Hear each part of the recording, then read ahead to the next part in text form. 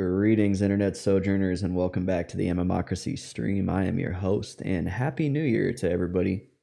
Hopefully, your year thus far has been good. I know mine has, and that's exactly what we're here to talk about today. So, I'm going to open this stream up just by talking about some of the goals that I have for the upcoming year. And I prepared a little something here, so let me take a look. So, probably first and foremost, and I'm going to do this while I'm getting Mr. Best Friend up and running, is I'm going to finish Mr. Best Friend. I've been really enjoying the soloselffound challenge, making my way through Kunark, learning a lot about Kunark as I go, going through the different dungeons, especially down there, as everybody knows. And just really enjoying the challenge, and it makes different aspects of the game a little bit more interesting. For example, camping a +1 int set of sleeves for 20 hours. Something you would never do on a like a regular run versus a challenge run, right? So just gonna continue to work on finishing out Mr. Best Friend. I think I have 16 levels to go, and obviously 10 of those are going to be pretty challenging, right? 10 or 11. I mean, you count 45 as a hell level, and then 50 to 60 are, I think, all hell levels, and then some are like double hell levels. So it's going to be a little bit of a struggle making my way through that. But that's kind of the first start, is finishing up Mr. Best Friend. I expect that's going to take a few more months because of my playtime.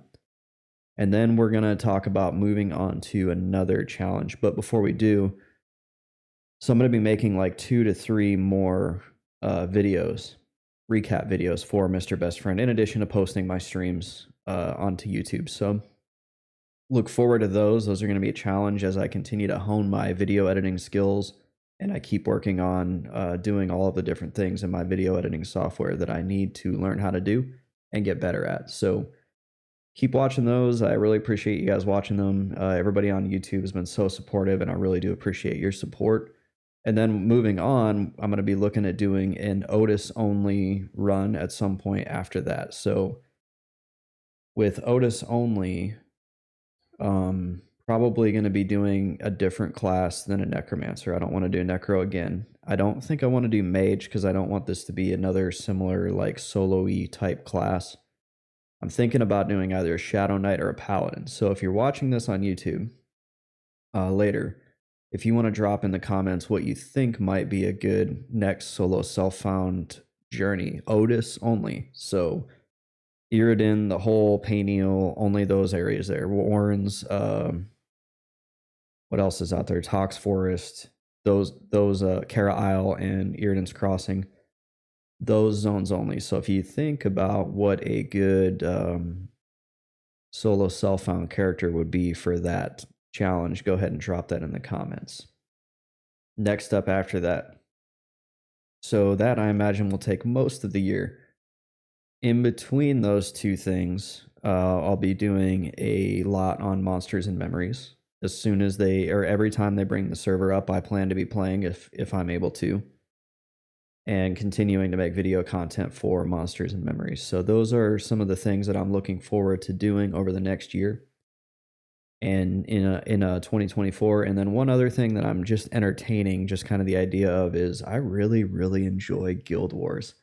I don't know what it is about that first Guild Wars game that has got me like hooked, but I've been playing it for the last week, pretty much nonstop when I'm not streaming, and I haven't streamed for the last few days, and I think Guild Wars has something to do with that. So I may get out and stream a little bit of Guild Wars, but I don't want to turn this into a Guild Wars stream. It's been an EverQuest stream, and it will be an EverQuest and Monsters and Memories stream. So maybe just do that for a little bit of funsies, depending on the day.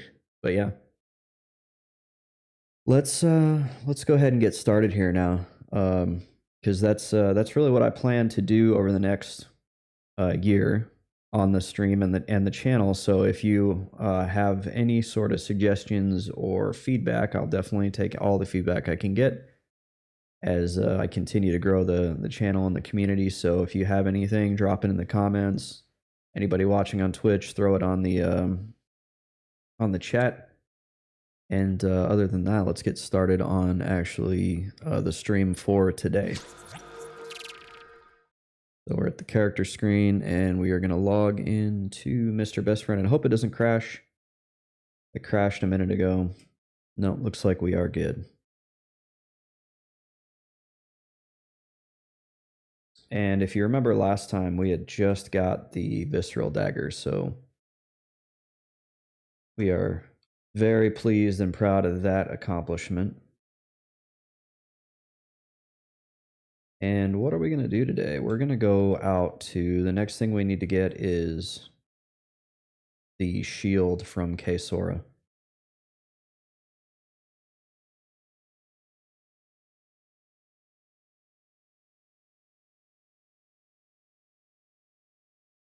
So we'll head out that way.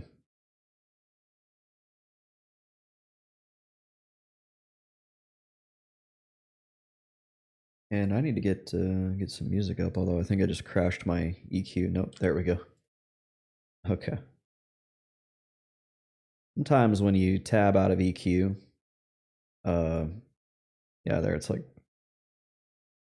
not liking whatever it is that I just did. Sometimes when you tab out of EQ while it's zoning, it'll crash.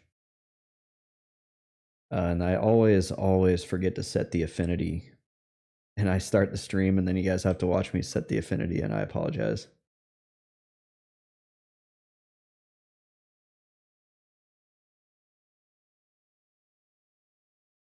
And just taking a look here, making sure everything is looking right on OBS. Looks like it is. And I noticed something. I noticed that today I checked on Quorm's population. And it appears to have fallen off quite a bit. Oh yeah, we pretty much left there in a hurry and my bank is full. But yeah, it looked like I was used to seeing Quorm at about 15 to 1600. And today I looked and it was at around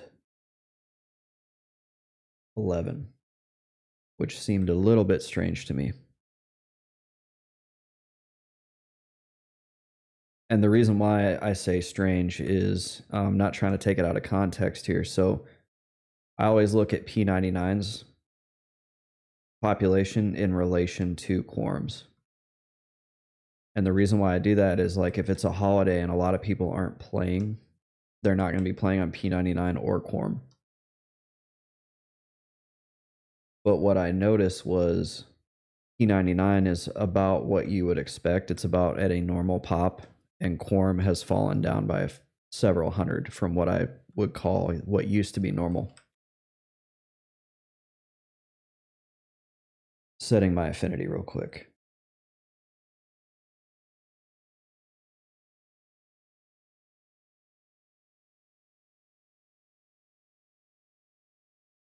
That way the game doesn't run like doo-doo. Like doo-doo. So if anybody understands the Quorum or can explain the Quorum population, let me know. Because it just seemed different that P99 looked pretty much where I would expect it, and Quorum had dropped quite a bit. Let's see, what's this bow stick? 1124. I think we got that off the imprecator right as we finished up the getting the dagger. Looks like we made a little bit of money down there as well. Ooh, Black Pearl. What is that for?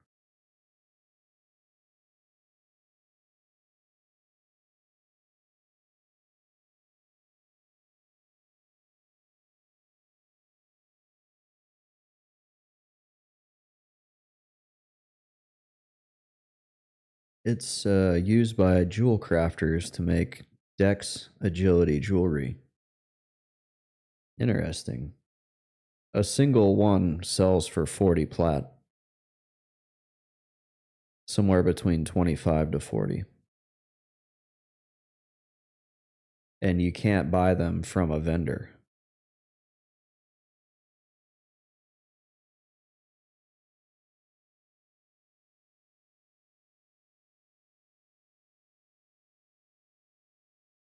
I'm just looking at all the different stuff that you can use this for.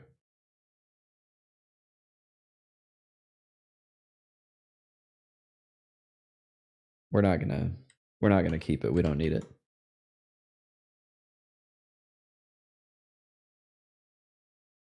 Actually, we have 2 of them, so that's 36 plat. Or 37.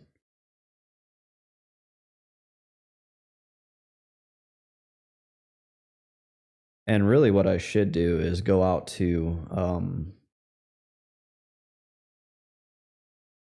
Furiona V and try to turn in these canines. I have 54 of them. Or 58, whatever that number is. Tiny little number is getting hard for me to read.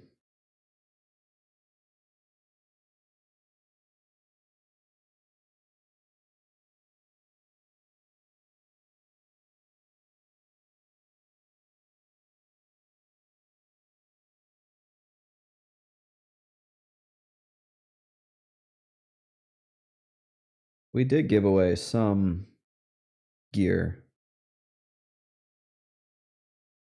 And I do try to keep my eyes out for any like lobies. But it's been like not there's not been a lot of lobies when I've been playing. At least not here in Cabalus. And there was one time I went out there with a full load of gear in an attempt to give a bunch of stuff away, and there was like nobody out there. It was very bizarre. And then I came back in and I dropped all the gear off back in my bank. And when I got back out, there was like 5 or 6 level 5s. But within the span of 30 seconds, there was none to like 5 or 6.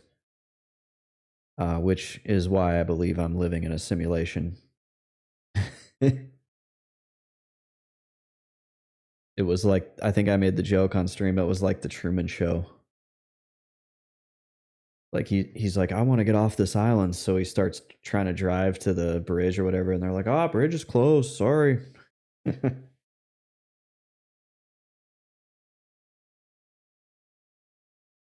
There's been an accident at the plant.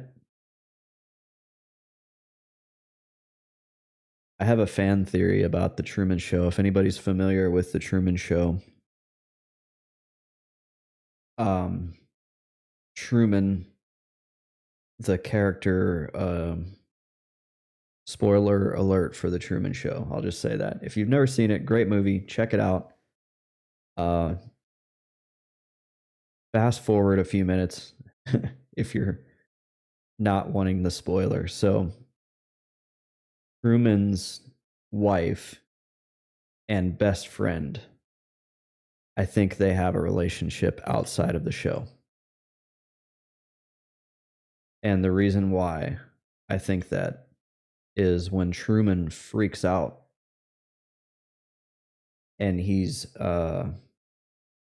he's starting to figure it out. He's starting to like notice things. And she's still like gaslighting him and being like, no, what are you talking about? That's crazy, right? Which I know what that's like. And it drives you insane. So he freaks out and he starts yelling at her. And in the show, the director, Christoph, the guy who's always running the show, he likes to use the friend Marlon, Truman's best friend, as kind of like a get out of jail. Like Marlon always shows up when bad things are happening. So they send Marlon over there because they're thinking like Truman's like freaking out, like he's gonna potentially even hurt his wife. Like he's getting very unstable. And as soon as Marlon walks in the door, his wife is like, oh, thank God. And she runs right into his arms. And it's like very natural, very like as if they had hugged a lot before. So my fan theory is that they are actually outside of the show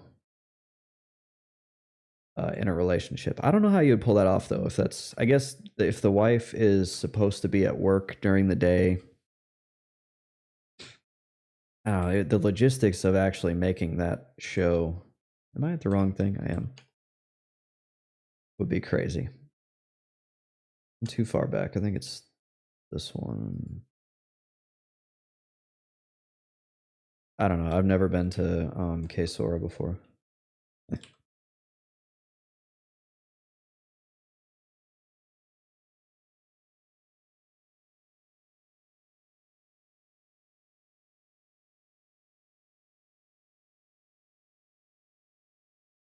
There we go. This will help.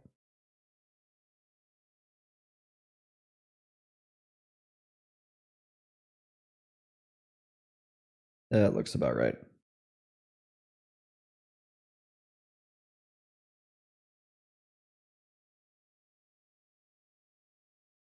Right in here. Here we go.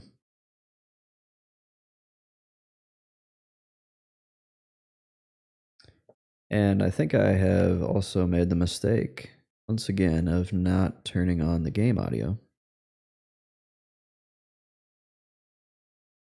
And for the record, it's not that it doesn't get turned on, it's that OBS just forgets to turn it on, even though I don't change anything in OBS. It's very weird. Like, it just doesn't remember the window.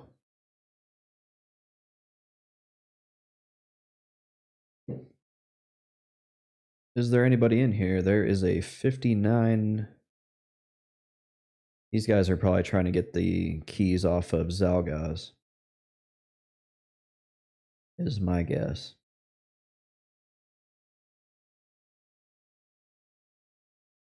And in order to get down there, we need IVU and Gather Shadows.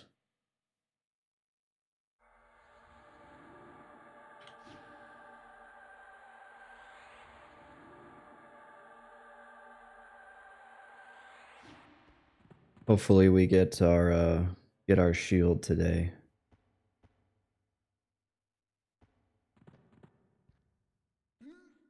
Oh, that's bad.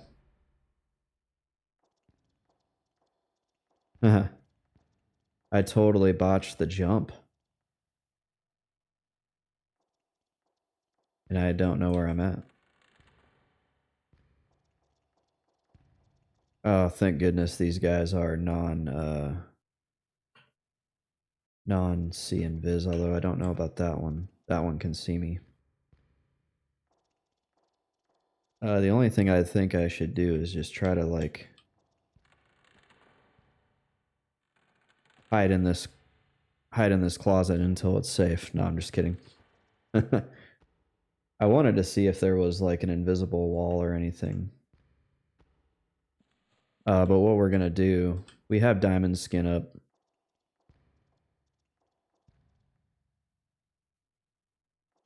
Is we're just gonna try to skirt around the side of this guy here. And hope he doesn't see us. And actually, I have no idea where I'm at.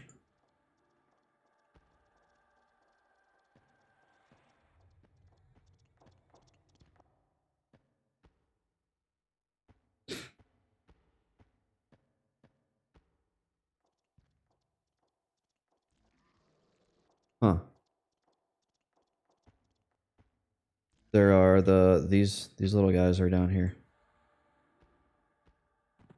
I feel like we're actually kind of close to where we... Okay, that guy's non-seeing viz. That was a little dicey. I feel like we're kind of close to where we want to be anyway. I don't know. Now we're just exploring Kaesora.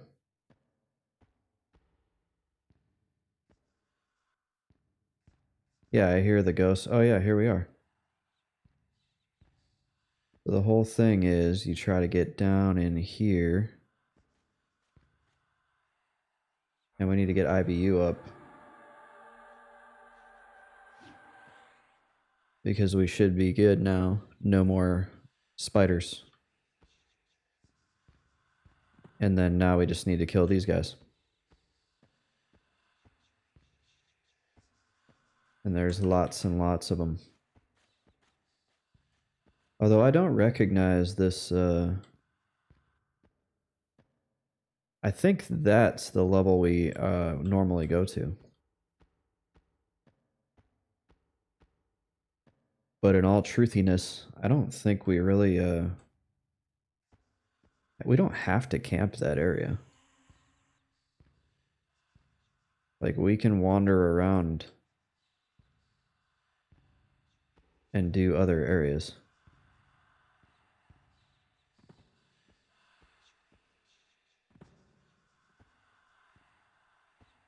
We just have to be mindful of the paths and all that. I want to say this is the way down to the church, though, here. Actually, I don't know. This looks...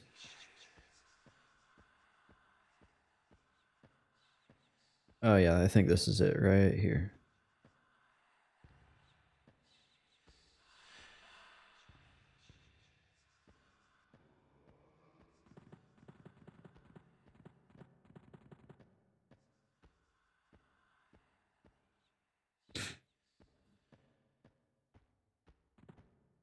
Because normally what I do is I just hold down the, like, whatever, 6, 7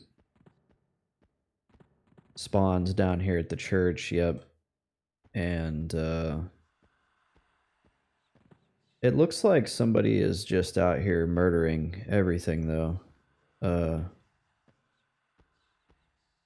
So we may do better going somewhere else, but we're gonna just start here because this is, like, my normal starting point. And then once things get a little bit more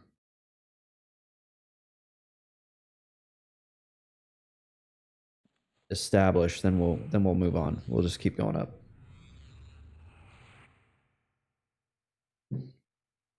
Especially if this guy is down here like killing stuff, because I'm not really sure what he's after, but he could just be bored.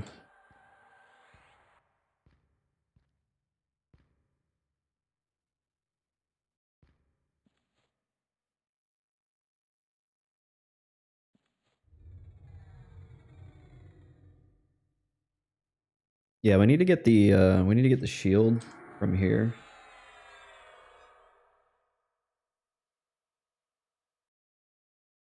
And then we're gonna move on to do like something else.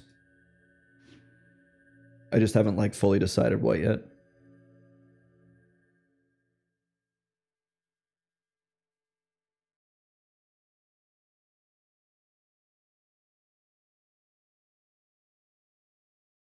And just kind of looking over my spells, making sure I have what I need.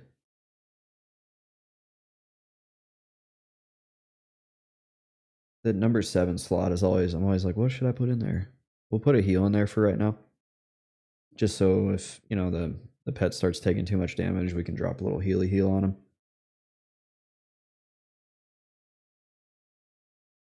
Look at that sword on that guy. You know, it's been a long time since I've used a magic window. That was weird. I heard like a really sharp echo for a second, like my voice approached the resonant frequency of this room.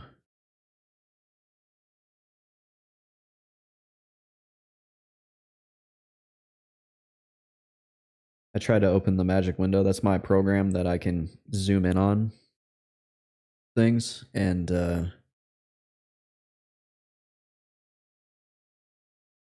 right, I just realized that my last follow, I hope they got a laugh, but I couldn't read it until now.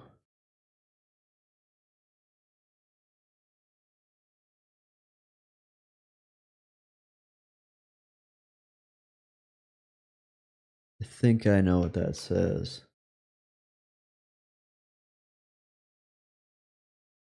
And so I know what to do about that.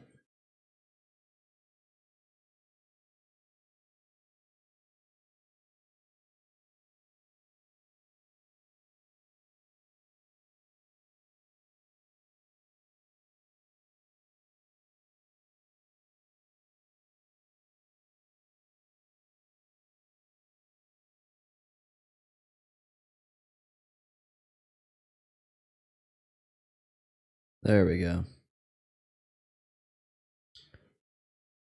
Thank you for your contribution to the stream, but your name has been removed.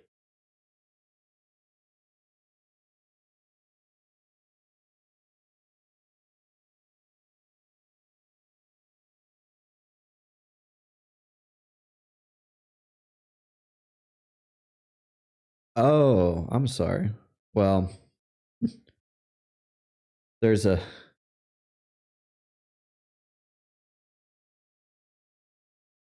their name is not as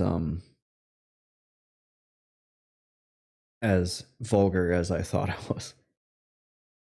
It's the text on my screen was really small. It's like asphyxia. I thought it was ass within like that. And yeah, I was like, oh no, I don't want that. But asphyxia, sorry. You watch later. I thought it said something a lot more vulgar. The word ass is in there, but I'm not super worried about that.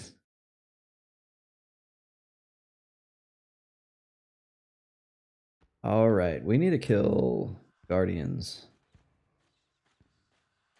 So do we just want to leave these guys alone?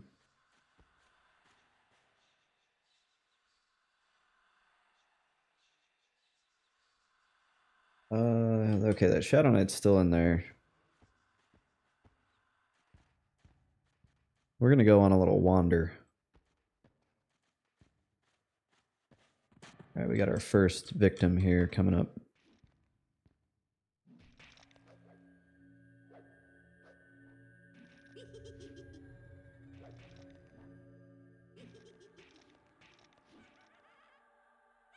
And we're gonna go for a max level pet as well, so like after this one is done, we're gonna summon in a new one. Because anytime I'm gonna be in a spot for a while, I just take the time to summon in a new pet.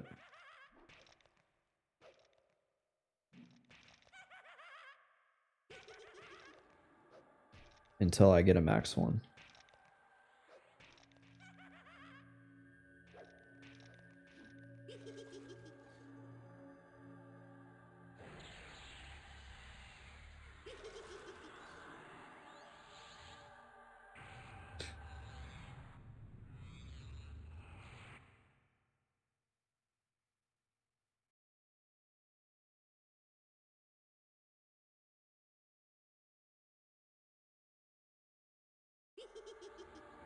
Labor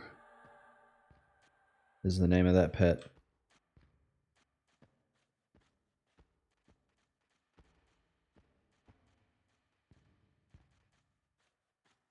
And we're looking for guardians.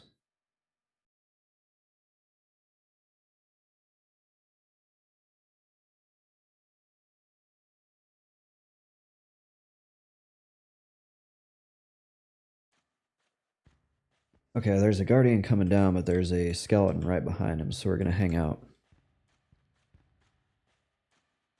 We're gonna wait and see if he comes further down.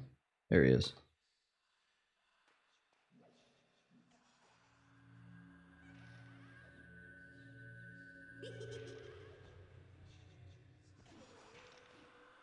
And what we want to see from our pet is 49s. Hitting for 49, which this doesn't look like he's doing it. Now he's hitting for 39s.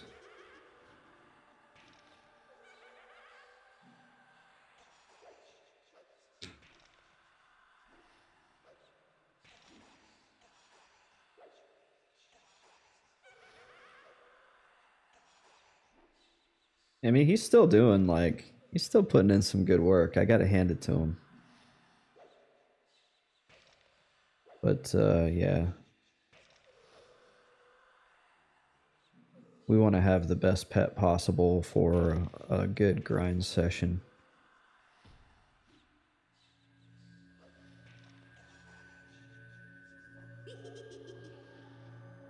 Ooh, we got an evocation level up. That's always nice. 125 skill level now in that. When I first started coming down here, I think I was in the 80s. It was really painful trying to cast any sort of nuke.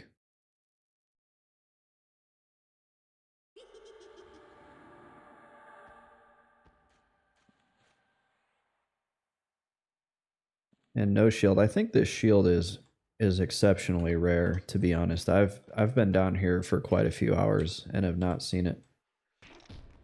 Let's see. Gantic here is hitting for 45. That may be fine. I'm going to see if he's 1 off the max or if he's 2. I think 49 is the max, but it might be 47 for a max hit from a Necro pet, and it goes up in increments of 2. Oh, it's 47, so I was incorrect. So we'll keep him. Actually, you know what? No. We're going to be here for a while. We're going to get a good one. We got plenty of bone chips. Only the best.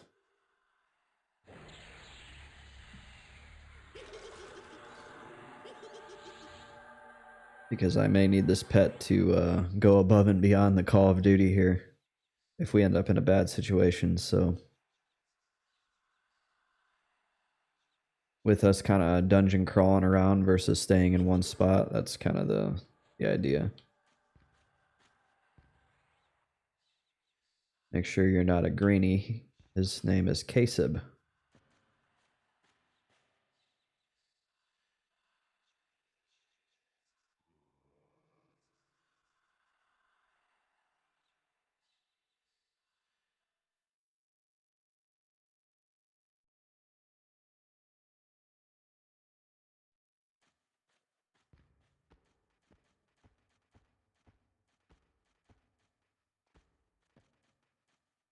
There's actually 3 players in Kaesora, which is 2 more than I'm used to seeing.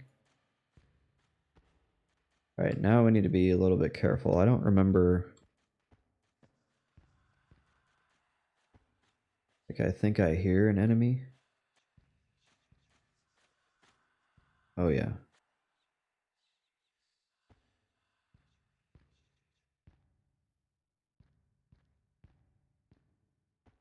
So I'm just poking my head around and looking. I don't see anything though. Oh, there's a skeletal minion there. Uh-oh. That's actually like a worst case scenario there. So I pulled this skeletal minion, and meanwhile got this spectral guardian aggroed my pet here. So what we're gonna do is we're gonna play it nice and cool. We're gonna keep that other one rooted, and hopefully nothing else comes upon us here. Luckily, Kaesib here, I rolled the dice by getting a new pet. He's hitting for 45. So, like I said, not the max at 45, but at least he's not hitting for like 34 or 35. And he's like a little baby pet, and I've got 2 mobs on me. But we're fine.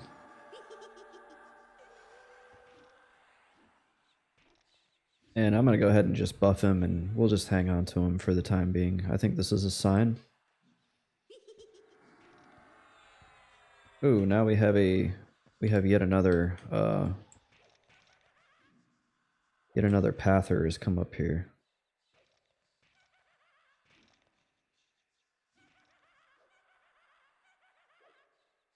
And this one might be a little bit higher level. Yeah, he is. So we're going to need to help the pet out here. And we're going to do that in 2 ways. 1, I'm going to get dots on the minion of Zalgaz here. And 2, I really need to get a heal on the pet. And then the skeletal minion over here, his root is wearing off.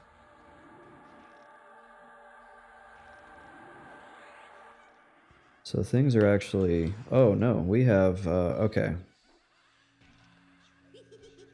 We ended up in a really bad situation there. Just not a good spot to fight in. And so we're going to see how we can get out of this, but K-Sub here, I don't think he's going to make it.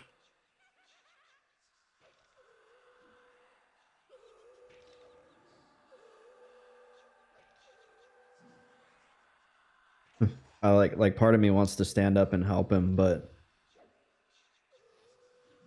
with 20% mana and 2 mobs and K-Sub at less than 20% health. Yeah. Or K-Sub. Luckily, these are non-casting mobs, right? So it's not super scary when you do need to feign.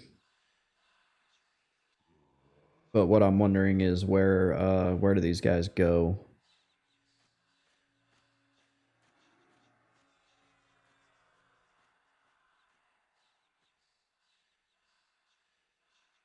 And can I get a IVU up?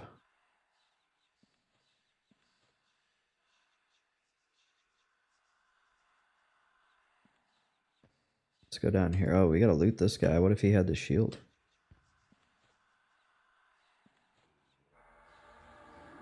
Alright, we just got a IVU up.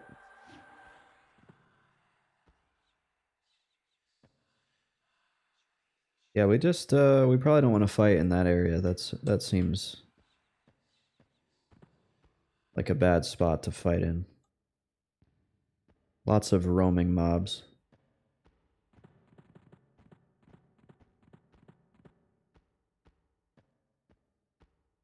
So we're gonna have to go all the way back down. We're gonna go back down because I know this area is safe.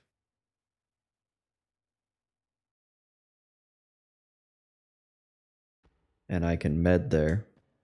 And obviously I need to med quite a bit because I'm at 22% mana.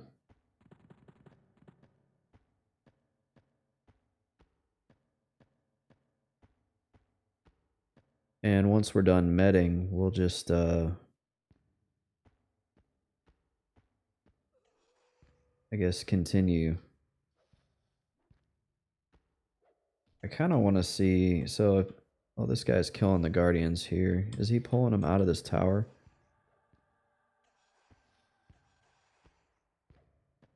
I kind of want to see what's in this tower. I could have swore there were enemies up above. Oh yeah, look at this.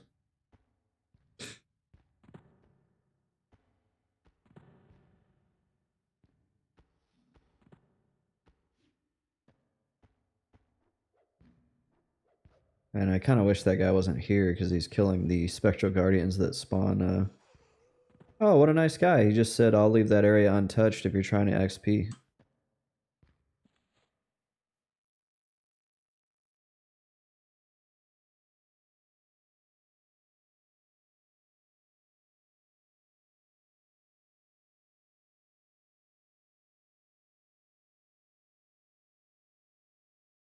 What a guy. Okay. We're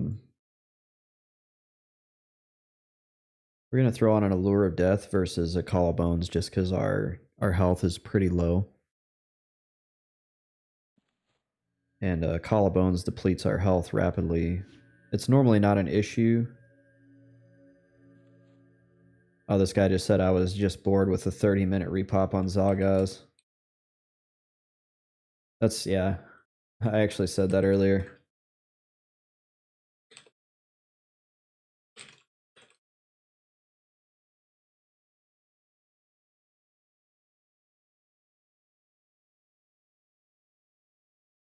Perfect time for a quick break, so that's what I'm gonna do. And stick around, I'll be right back.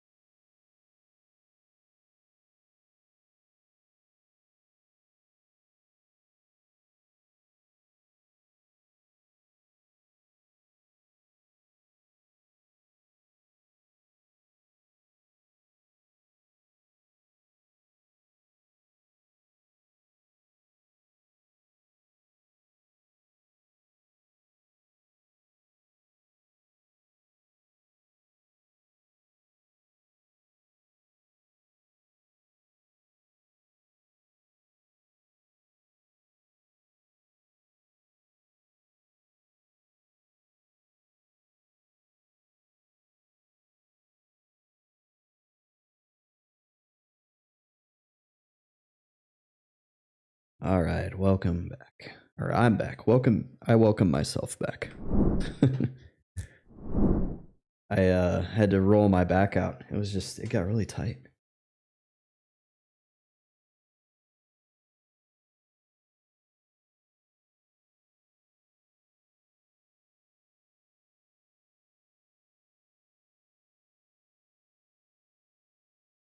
Foam roller is makes a huge difference.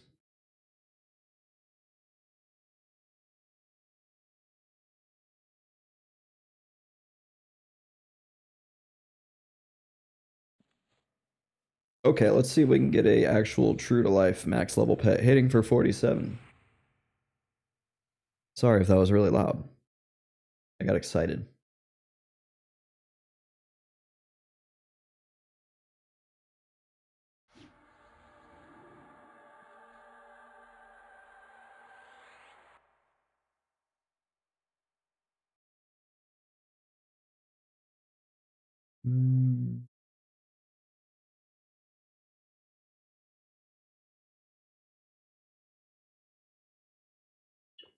Somebody shot off fireworks over my house last night that, like, they had to have exploded, like, right over top of my house. I mean, it scared the crap out of me. No, it didn't scare the crap out of me, but I was falling asleep and I was like, oh, thanks for that. And it was like 2 hours after the damn New Year's, like after everybody went crazy with their fireworks or whatever, cool. And then almost everybody stopped. And then you'd hear like one or two, kind of off in the distance. And then at like 2 a.m., someone just lights off these freaking massive mortars. And I was like, dude, it's not time for that anymore. Grimlust, welcome back to the stream. Good afternoon to you as well. It's actually not, is it afternoon for me? It's not quite afternoon yet for me. I live on the, I guess you could call it the West Coast.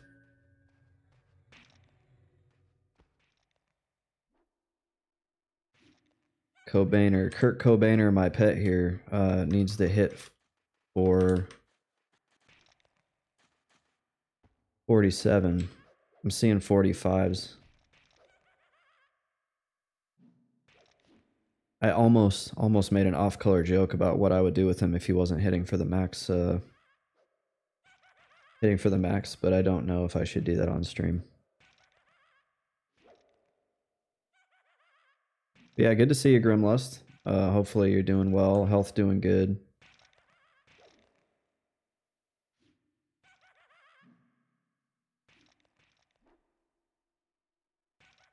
I guess we need to help out this pet because he's taking a little bit of a whooping here.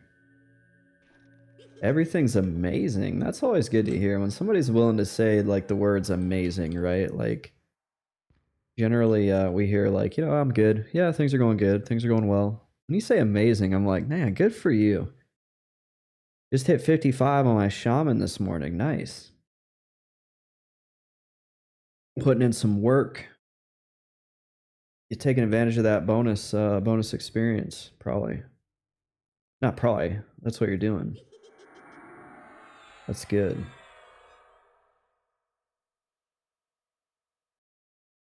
Let's see. The lull should still be a lull on 1. Let's see if he's still lulled. He is. I don't know if I could ever have multiple alts on this game at like max level.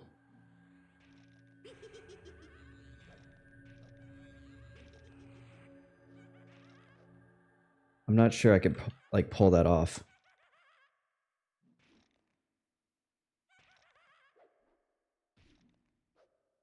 Then again, so earlier in the stream I talked about what my goals are for 2024. And finishing Mr. Best Friend is like the number one goal.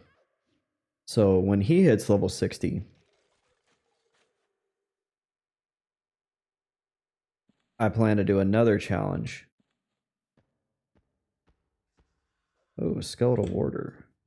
Hello.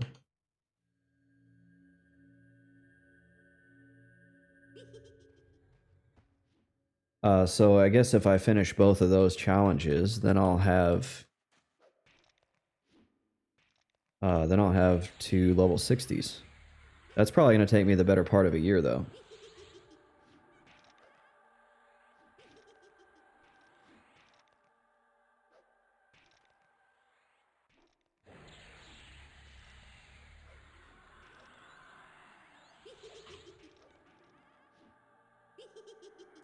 Oh no, he's healing. Stop him. All right. I think we can just root rot him here.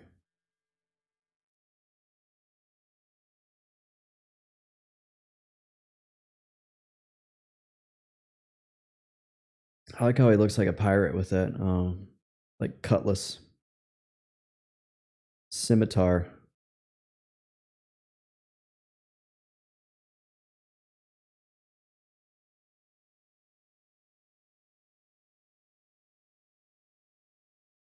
But yeah, I'm gonna do the obviously finishing Mr. Best Friend and then do probably some form of Otis only. At least that's the plan right now. And if anybody has any better ideas, like drop them in the comments if you're watching this on YouTube later, or just throw them in chat here.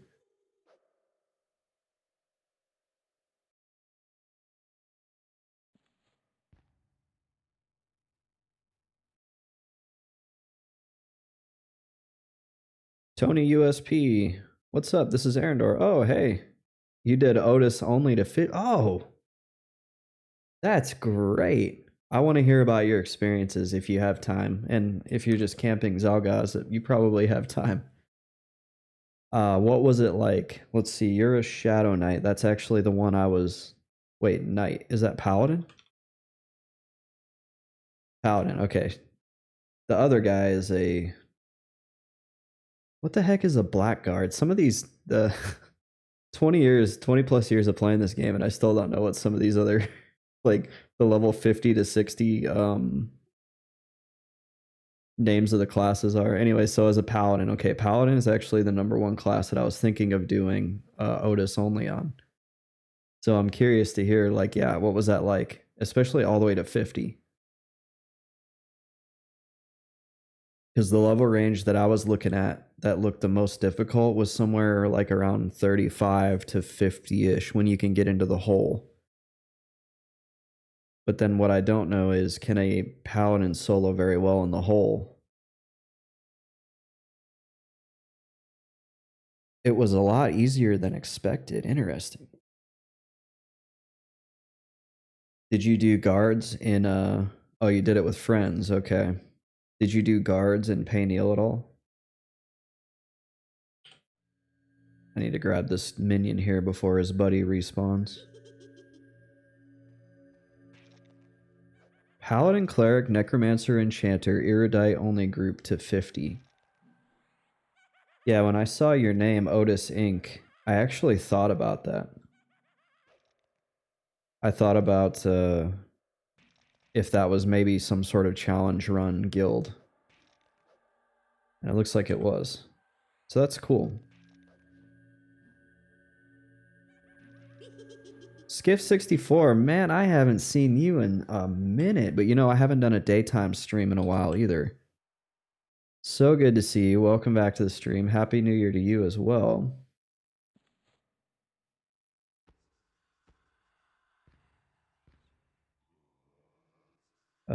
Let's see. We need to do some lulling.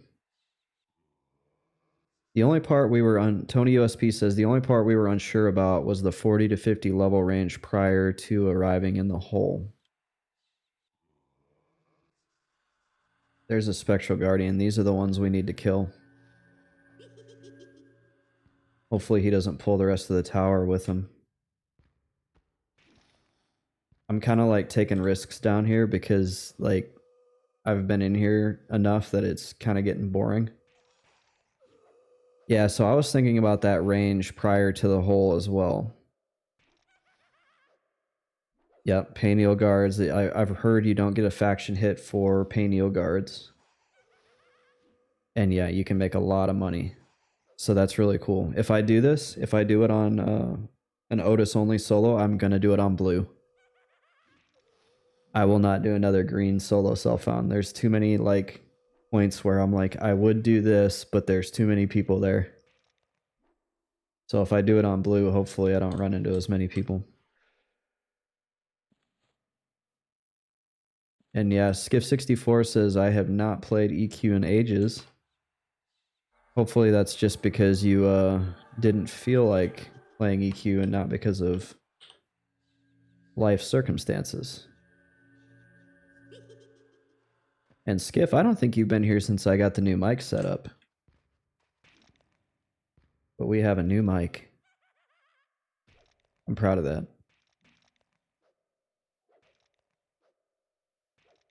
Now I'm pretty much done buying gear for the stream until I build a new computer. Yeah, I got the mic. Looks good. Thank you, Skiff. I've got a new lighting setup. You know, the lights. Obviously, the green screen's been here a while. What else? I think that's it. I like to go back to my first few streams when I came back to Twitch back in like September, October, and look at the difference.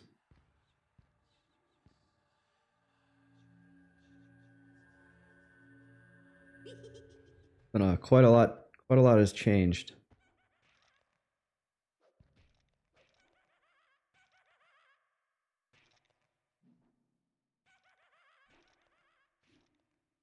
And so, Tony USP, are you camping Zalgaz for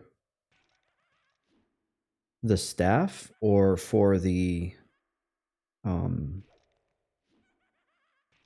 is it a key? I think there's a key that you can get from him.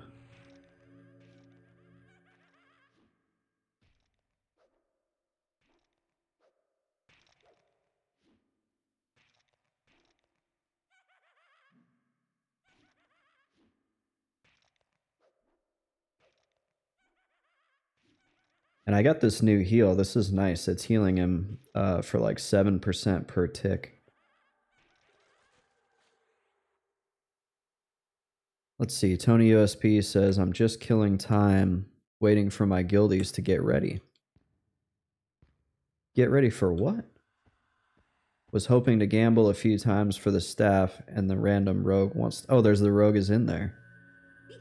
Interesting. Yeah, I've seen a lot of people getting keys during this experience/loot bonus.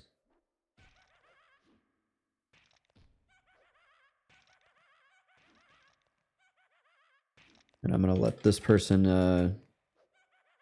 Wait, not graveyard. I said...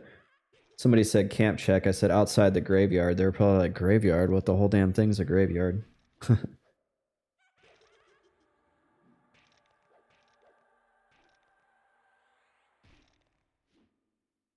And Skiff64 asks, how's the solo self-found journey going? It's going pretty well. Ooh, I got some true silver. Those sell for good.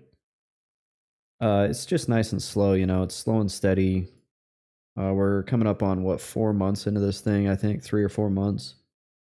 About to be level 45, so obviously not zooming. I did get on stream the other day this Visceral Dagger quest. I finally got it done. So that got me another 6 intelligence. And then what we're looking for now are the Spectral Guardians. If we can get a shield off of the Spectral Guardians, then we will be at, I think, around 140 int. I've not really played much since you hit 60 on the Druid, says Skiff64. Yeah, that was... You were grinding really hard, though. Like, you were pushing. I remember this. So, I can understand why you want to take a break. Oh, shoot. Did, Did the paladin leave? Nope, there he is. Okay. There's a minion right there.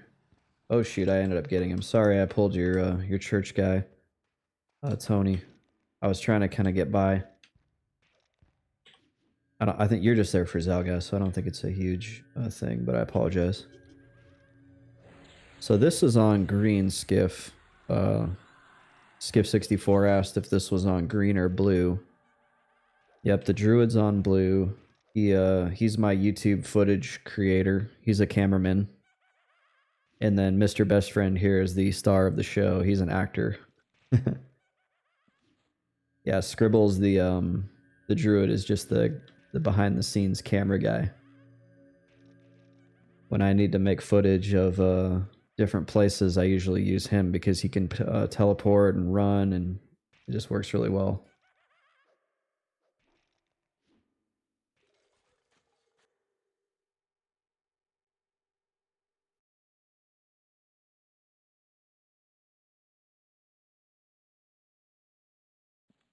Yeah, I think the last time I saw you in the stream, Skiff, it's probably the last time I streamed during the day, honestly.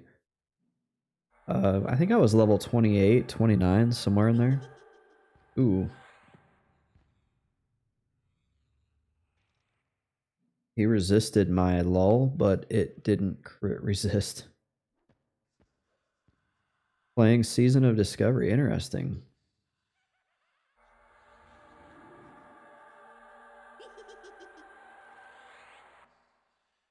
Let's see if we can get these pulled out of here. Okay, that was a crit resist, but the other guy didn't come with, so that's cool. How is Season of Discovery? Because I was going to... Okay, I gotta talk to Asphyxia here in a second. I was going to play it, but I ended up opting out. Asphyxia, found you from your YouTube videos. First time catching the stream. Thank you. I love Classic EQ. Thank you for your support. So earlier in the stream, I thought your name was a little different. And so I was trying to erase you off the follower thing up here on in the corner. And then I realized after I looked at it that it was not as bad as I thought. So I apologize if you watch later and you're like, what the heck? I wasn't trying to be a jerk. I thought I was being trolled, to be honest. Because then I thought the name was actually extremely vulgar because it's just really small on my screen. It was hard for me to see it, so I apologize. Skiff64 says, it's been fun. To be honest, I was playing Hardcore Classic. I did the hardcore thing for about 20 levels. Actually, I kind of want to go back. Ugh. Too many MMOs, not enough time. Hardcore was fun. Slow and steady, kind of like soloselffound.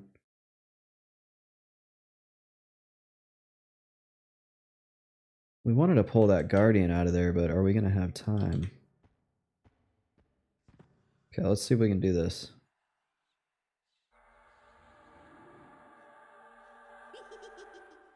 My goodness, that's too many resists on our lulls.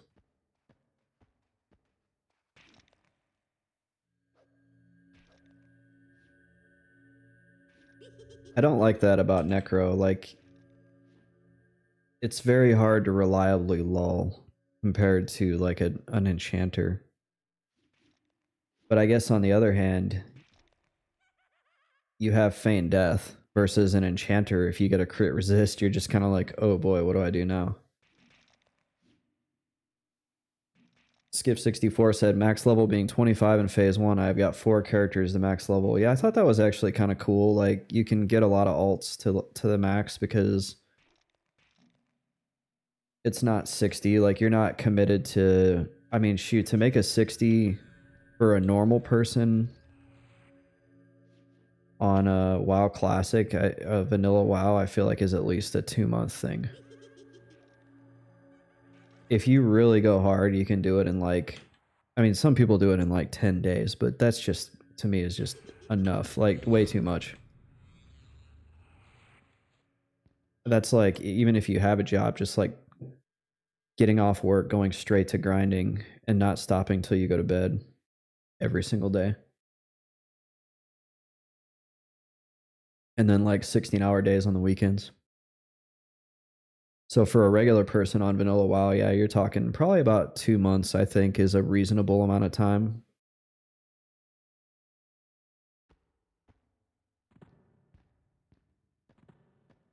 All right, now we're going to get that Guardian.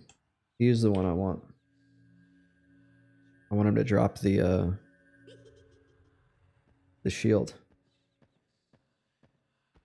Skiff says, I was on a North American server with friends, but I couldn't make raids, so I re-rolled again on EU. Oh, yeah, because you're in UK. I talked to my friend from the UK the other day. He works over in Florida on rockets. This is pretty cool. He works for some rocket company that makes JetBlue or AirBlue or something. I don't know. Skiff64 says, I'm just about to hit 25 on Mage with 1 day. Uh-oh. Where did my pet go? Oh, they're fine. Oh, never mind. Oh, ow. Yeah, kill him.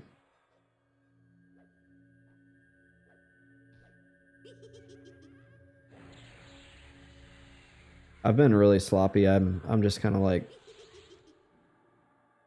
whatever. I've done Kaesora a million times. Like, I'm not doing the spawn timers. I'm just kind of doing whatever.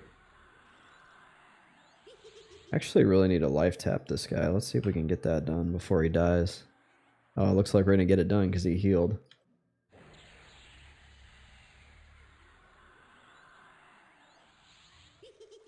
There we go. Ooh, we got us a topaz. That's worth some money. And no drop on the shield. I don't think I'm gonna wait here until I get the shield. I think there's something else I can get. Let me see.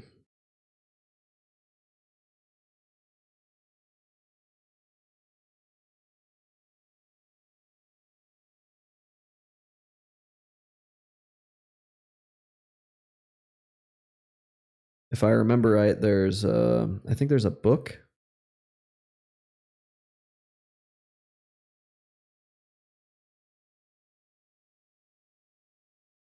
And I have to look just for the things that are like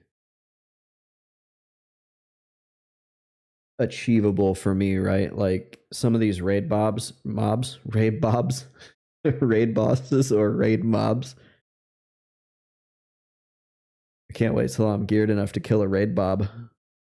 Some of these raid enemies are, you know, not doable by me. Okay, there's a level 32 Goblin Shaman that drops an int plus 10 book.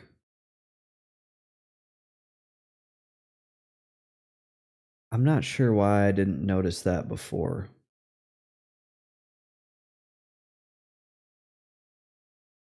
How did I miss that?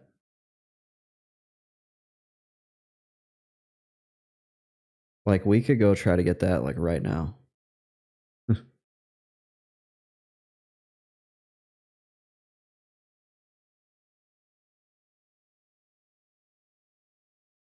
Yeah, we should do this. Okay. Oh, I'm sorry. I could have, like... Raid Bob is short for Raid Robert. Sorry, I should have had this up on stream. I'm off my game today. Yeah, so this is what I'm looking at. Tome of the Eternal. It's a int plus 10 book. It does drop your magic resist.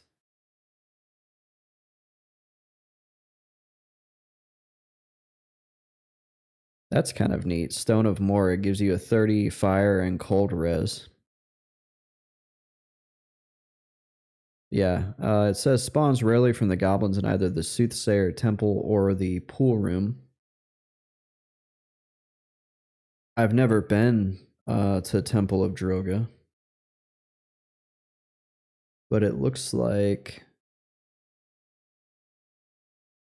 you have to go to the inner sanctum, which doesn't look...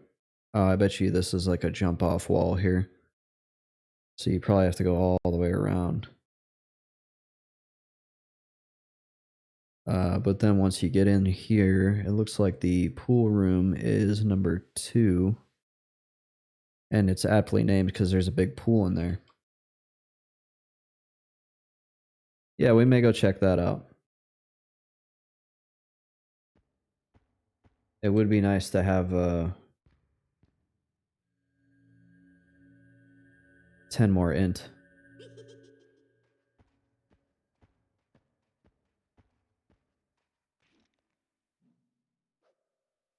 And honestly, the the experience here is really not bad. With the bonus. I think once the bonus is gone, I really shouldn't stay here.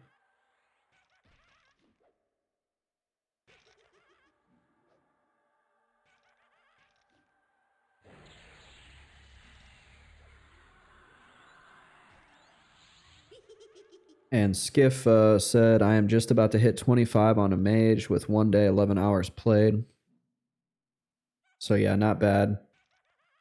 That sounds like about the amount of time you would hit 25 on a an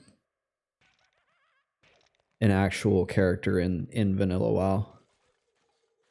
Like not a Season of Discovery, but like if you were to just play, go play WoW Classic fresh. And Skiff also says, I checked into Blue the other day and was dead. But that was before the bonus.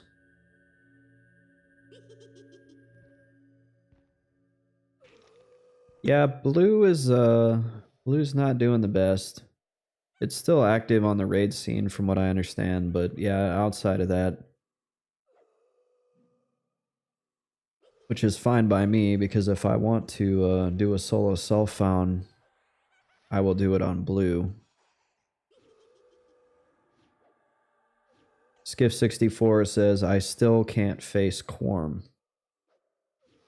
Are you talking the server or the boss in Plains of Power?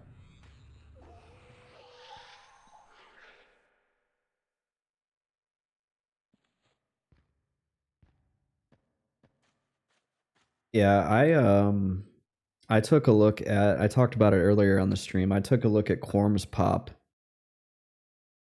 when I joined when I got back on green. So like 2 hours ago, maybe an hour ago. And Quorum was down about 500 people from what I'm used to seeing on Quorum. Because I keep tabs on this stuff. I like to know what's going on in my little scene. Jokes aside, yeah, I just I like to keep an eye out and see how things are doing. And I noticed that Green's pop is about what you'd expect Green's pop to be right now. But Quorum's was down about a third. Which made me wonder, like, okay, what happened? I've seen private servers where this was on WoW, where the GMs got exposed as corrupt and the population left. Like somebody posts Discord logs of like them selling Thunder Furies for like $100 US, and everybody was like, all right, we're not playing here anymore. And like it seems like once you get that avalanche going, like it just goes, because everybody's like, whoa, dead server, not going to invest time in a dead server, and everybody gets spooked and they leave. I don't think EQ is quite like that. We're not as the same community as the WoW Classic or WoW private server community is. Because there's definitely been evidence of GM corruption presented about P99, and everybody's kind of like, yeah, but there's nothing better to play.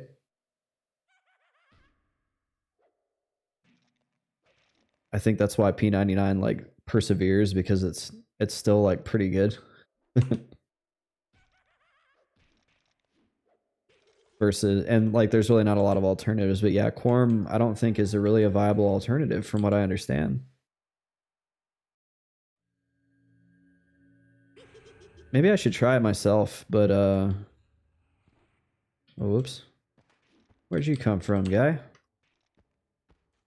P99 has that stigma a little. It had maybe not on like the GM side as much stigma. I've heard of some of that. The player side though, oh my goodness. There was a point where P99 was like almost dark web levels of like messed up. Like people selling their own prescription medicine for money on here. Yeah. Oh no. I harm shielded. Because I clicked the wrong button.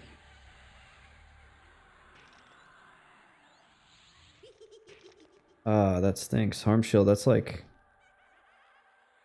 I think that's like an hour cooldown or something crazy. Good thing I'm not doing anything that difficult that I would really need harm shield. What I was trying to do was heal my pet. I should just learn to hit the 7 key with my finger. Or remap the 7 key to something else.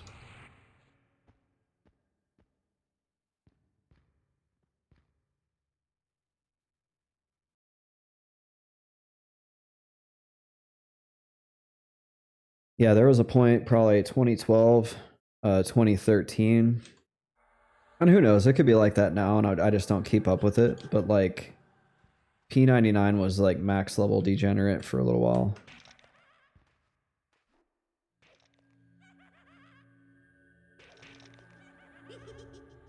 Like, I definitely remember... Oh, we got a guardian pop up there. That's nice.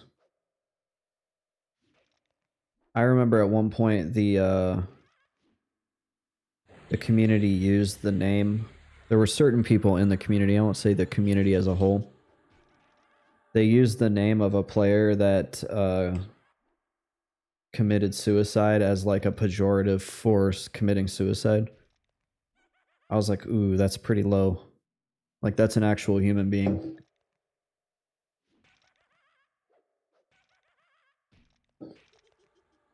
Asphyxia, I played P99 Red way back in the day. Very toxic. You are not the only person to say that here.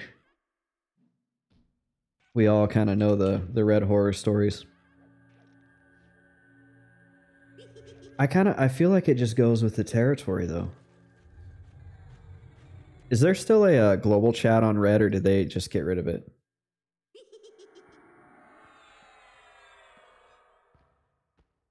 I remember one time I got banned from global chat on Red for like literally nothing. Like, well, I don't want to say literally nothing. I think I like asked a question while the GM was just like banning people left and right, and I got like caught up in it. But I remember being kind of pissed because I was like, dude, what I said was like, I've said things in my life that have been like, I would ban myself for that, but that was not one of them. And I was like, what the heck? And when I whispered to somebody, I was like, what the hell's going on here? They were like, dude, the GMs hate this server. Like, they're going to ban everybody from chat that just even opens their mouth whenever they get like this.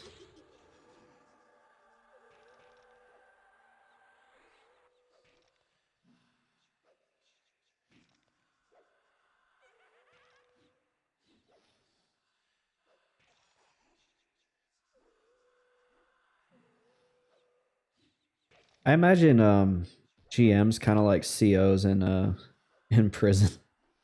Like, you have some that are probably really good, like they treat each other like people with respect.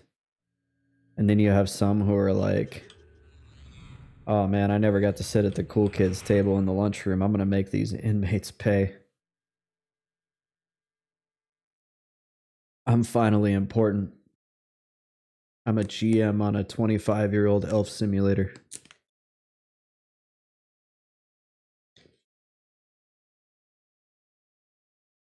Gotta watch out for those folks.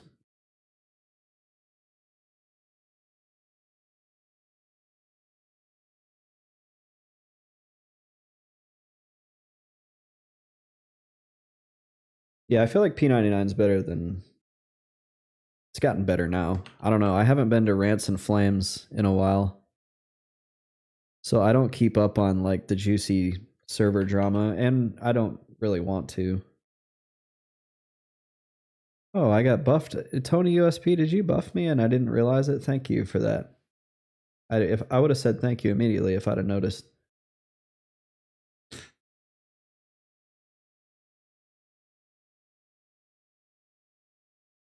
I feel like I'm missing a buff. What am I missing? Maybe not.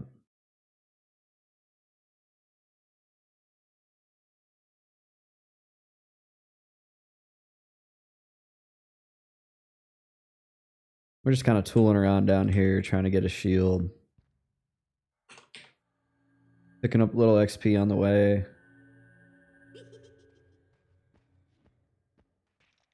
I'm not really like in super grind mode. I'm actually kind of just in like goof around mode.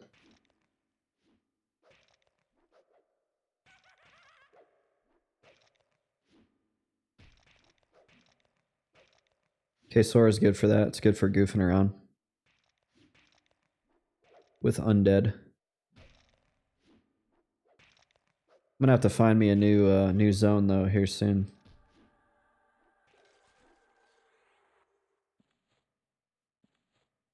At one point I was like, yeah, I'm gonna stay here till like 48. No, no thanks. Ooh. I thought that minion inside the church saw me. Trying to see if the paladin is still here. Oh yeah, there he is. Okay.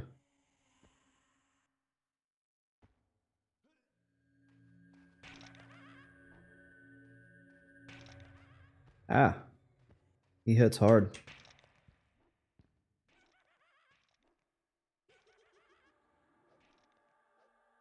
I think I'm gonna get a quieter keyboard too. I apologize. You guys can probably hear all the mashing of the keys. I'm done with like the pro gamer keyboard. I'm just gonna get like a regular old nice quiet keyboard so that you don't have to hear it.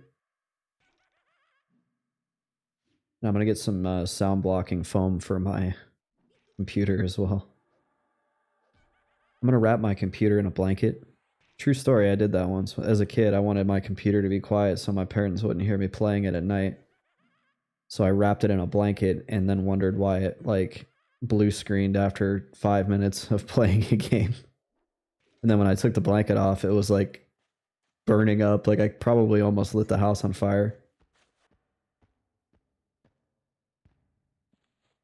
Ooh, true silver. Whoa, what is this? I've never seen this sword. 1634 with an AC of 10. That's cool. I can give that to a noob as well.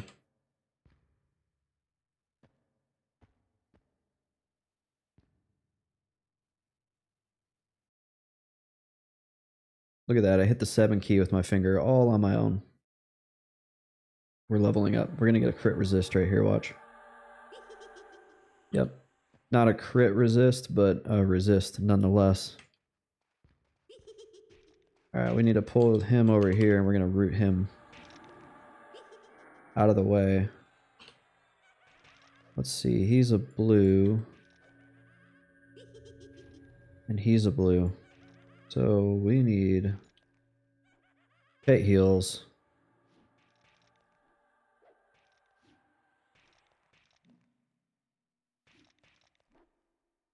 And Skiff, are you talking about on Twitch or just in general? A lot of people use condenser mics because they think that's what they need.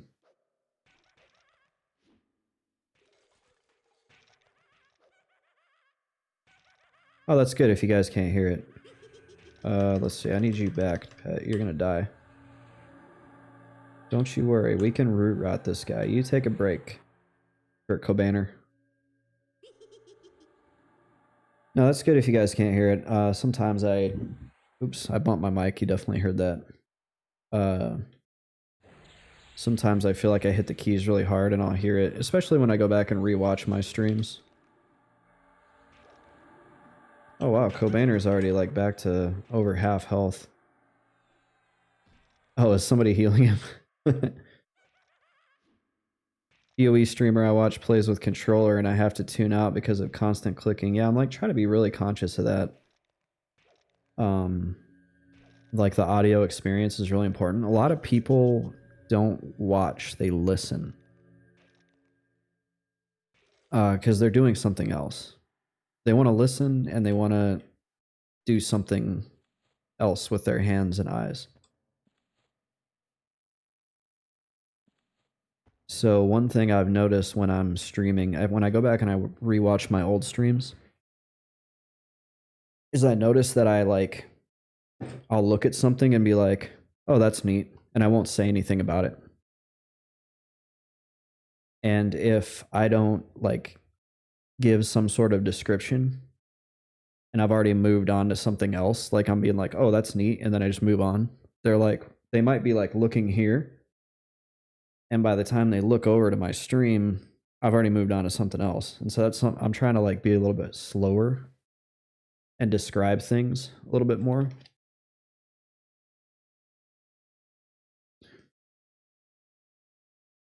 Nano Chad. Good lord, another placeholder is what he said. Oh, I think yeah, these guys camping Zalgaz have had no luck. Sorry, Tony. I know what that's like. I have a video up on my YouTube where I camped the visceral dagger, the final piece of the visceral dagger that I needed. I had 4 or 5 hours open on my schedule to camp this thing. I had to go get my girlfriend from work, and it came down to the very last spawn where I was like, okay, last placeholder, and I gotta leave. And by the way, this camp is difficult to break, so I did not want to have to come back and break it again because I'd already died twice trying to break it. On the very last one, he spawned. I could not believe it.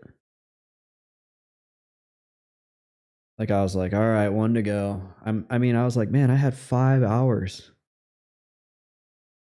When I sat down to do this, I was like, yeah, 5 hours, that's plenty of time. I'm going to get this done. Very last spawn. So yeah, if you guys want to check that out, it's on my YouTube. It's called Will I Get My Visceral Dagger Part 2. Tony USP says, haha, nice. Yeah, it was super crazy that it panned out that way. I was so glad. Sometimes I wonder if the GMs watch. Were they watching and they were like, yeah, let's get back in the day when I used to stream my enchanter, the GMs would show up to my groups and turn us into unicorns that peed rainbows. It was so weird, but kind of fun.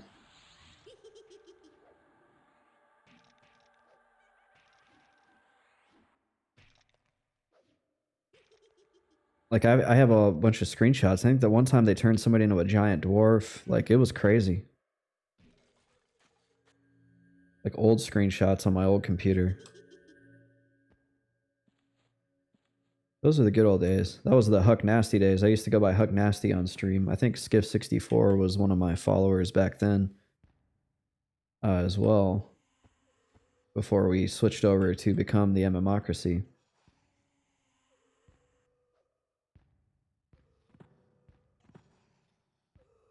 Let's see. We need Spectral Guardians. What's going on? Let me grab this guy. The minion of Zalgaz. Can we see him? Or is he he's stuck back there?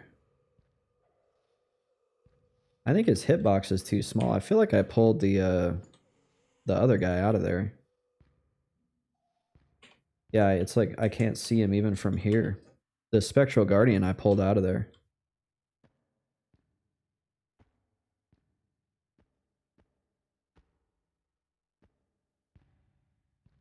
Come on out. I tried to body pull him, but he didn't want to come. I'm giving up on him. I know when to call it a loss. We're out of spawns though. I feel like there was more Spectral Guardians up here. So we're just gonna head back up this way. We just gotta be a little bit more careful.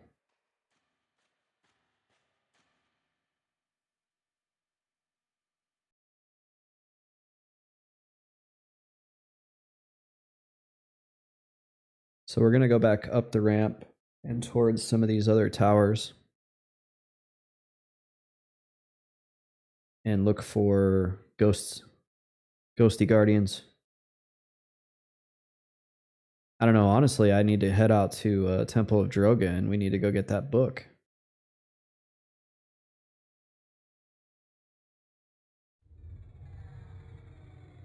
That's the book. I had one of those on my enchanter.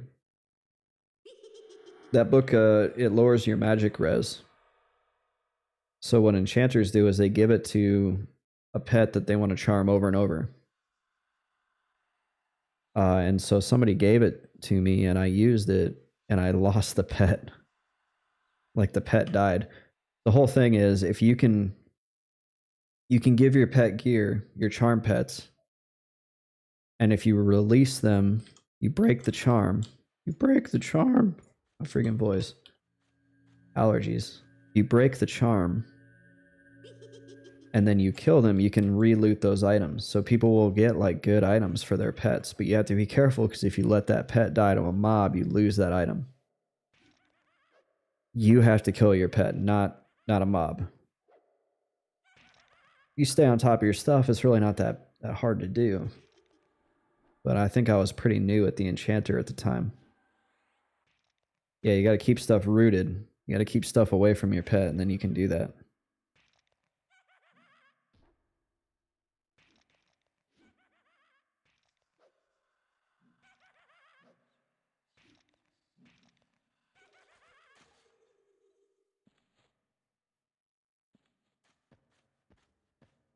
And what one other thing that I really need to start thinking about now is level 49 pet. I don't know how long I'm gonna be stuck with this level 44 pet to where like because I need two, I think, different research components plus the skill to research it. Oh, there's a guardian. Oh, there's two of them. Is this this is the area where I got like ambushed? Yeah, this is like a crossroads. So we're gonna pull down. I don't know if this is any better down here below the crossroads, but let's see if we can get like one. See if we can get one guardian. Oh, Kobaner's already... He's already found us a guardian. Yeah, this is a dangerous spot.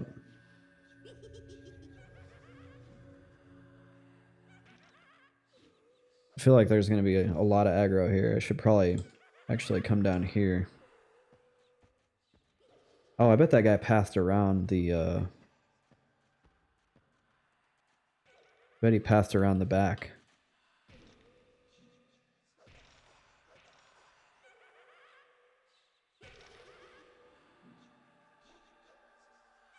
There's like a circle around this tower, around the base of the tower. I bet he pathed all the way around on that circle and then got us in the back.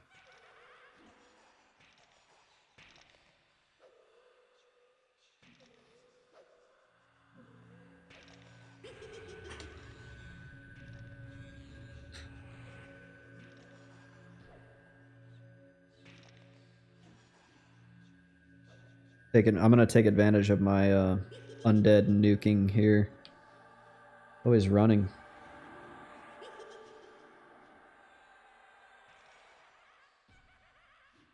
Although it seems like, oh yeah, this Pact of Shadow, man, it really drains your health. It's a really good heal for your pet, but it pulls like 8% of my health to give it to him every tick. So I got to keep an eye out for that. Let's see, there was one other Spectral Guardian around here. Where did he go?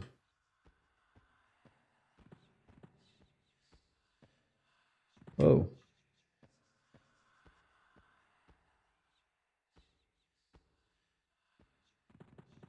Oh, he's already here. He's already fighting my pet. Yeah, this place is Aggro City.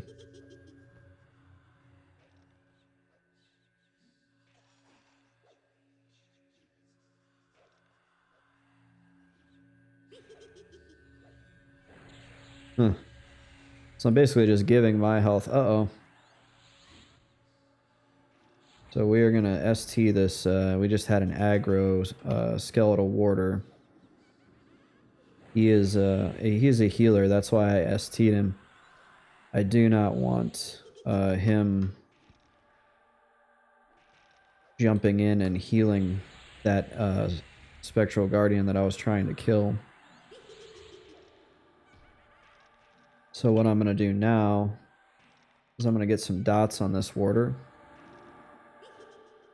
And then I'm going to pull my pet back at around 50%, which he's at 52.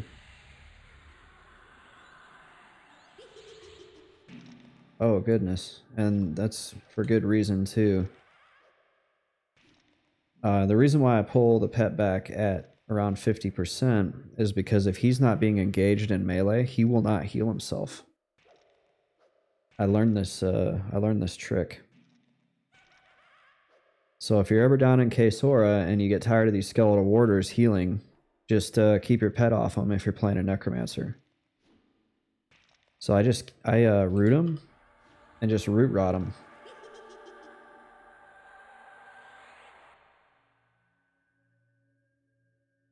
And he'll just stand there until he dies. It's pretty great.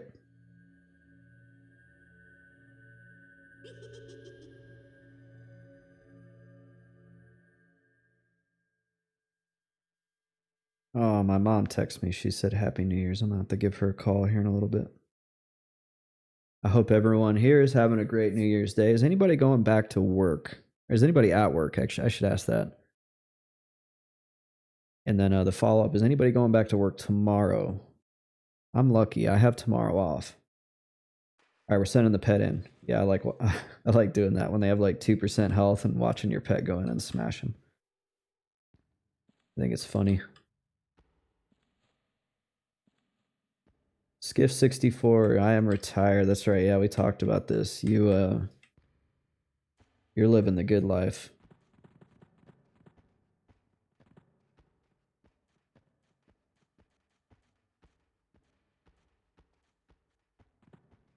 We're gonna head back down to our like safe area because that crossroads up there just feels so dangerous. And there's some guardians that spawn down here. Like there's one right there.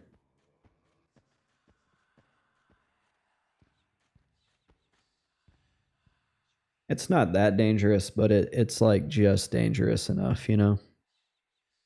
Where you'll end up with 3 stacking up, and if you start running out of mana, it can get kind of dicey.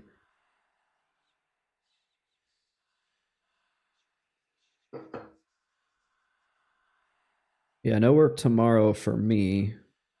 Then I'll go back Wednesday, Thursday. I'm going to see if I can get enough done Wednesday, Thursday to where I could take Friday off, and then that'll be like, that's it, Friday, Saturday, Sunday, and then we're going to hit it hard next year.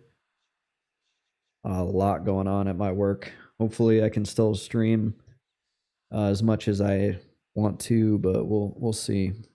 It's going to be crazy. A lot happening this year.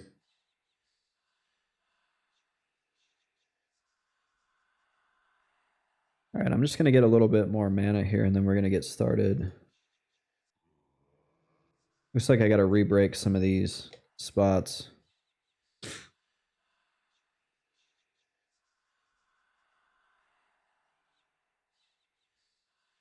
But I've got my buff, both buffs I need, and then you guys can't see it, but my Unparse is telling me he's got Kobanner here, my pet, has got the buff he needs. So we're going to see if we can get a lull off. Oh my gosh, we did. That seems like a pretty rare occasion that I actually successfully lull anything.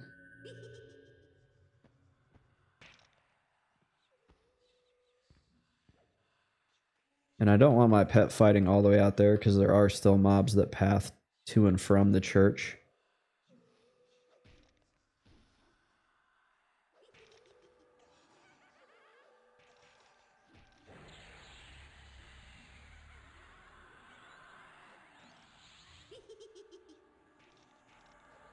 And for these spectral guardians, I like to keep them rooted because they will, even though they're ghosts, they will run away.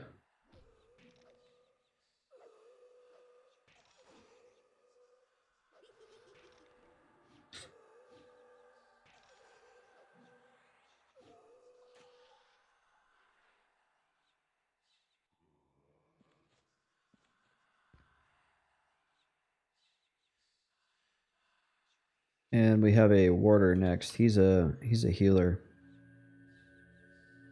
I think the skeletal warders are clerics.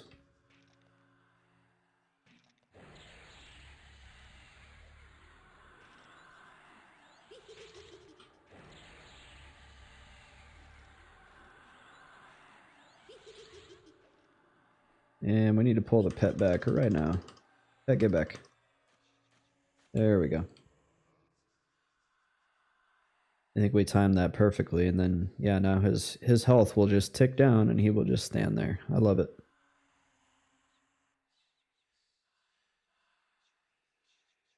Unless root breaks, and it's funny, if root breaks, he'll come running up, he'll get like one swing on the pet, and then he'll immediately go into like chain casting heals. Mob AI on this game is something else.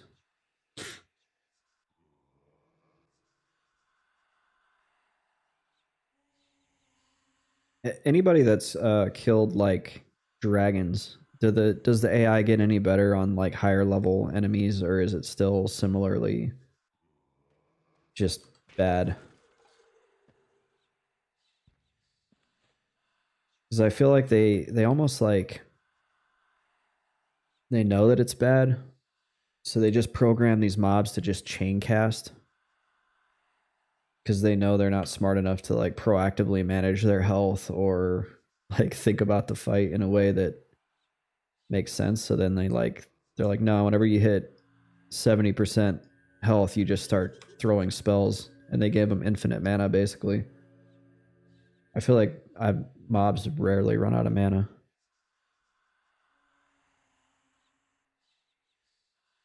Those Cly Believer down in Dalnir, those things drive me nuts. Because they'll just chain cast heals. And you're like, when are they going to run out of mana? And they don't. They have infinite mana. I'm convinced of it.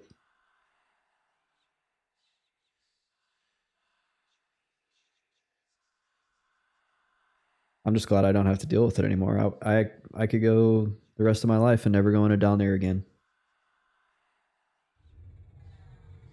That might honestly happen.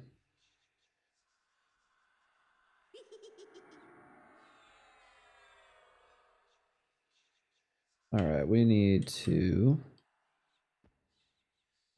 start pulling some of these guys.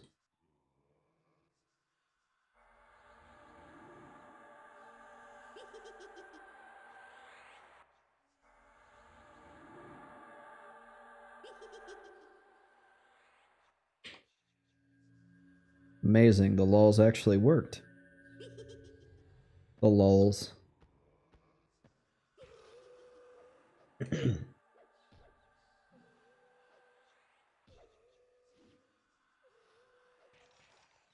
And let's see, we're at 75% to level 45. I think we'll head out of here at 45.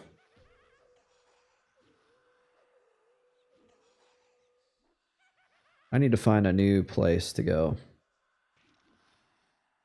So if anyone has any recommendations for a Necro, 45 and up, I will take them. Mr. Best Friend is a little bit lost right now.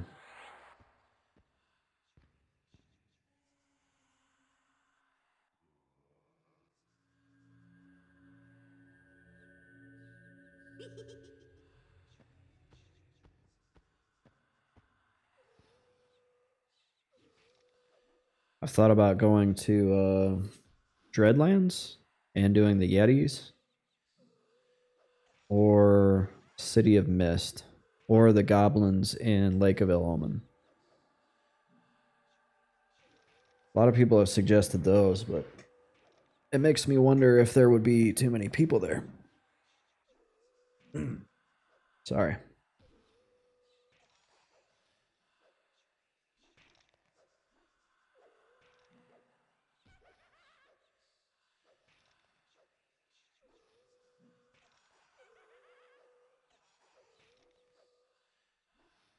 It's also really weird because sometimes these spectral guardians will not run away, and other times they will.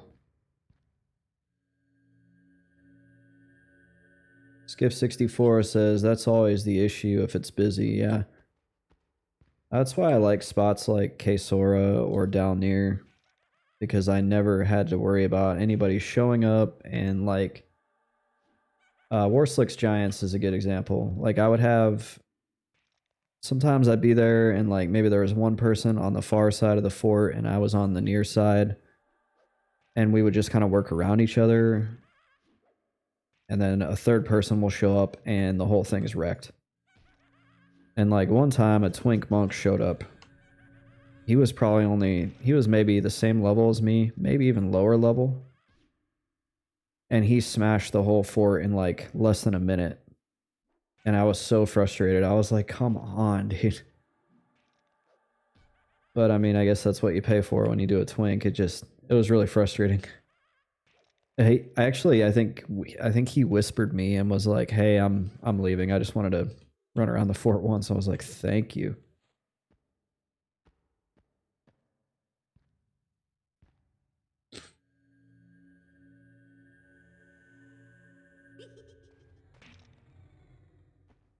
Yeah, those giant fort days, like I would get so frustrated when new people would show up to the fort. And I would try to get the Yeti or Brute Cave in Warslicks as well, and like it was impossible getting that camp.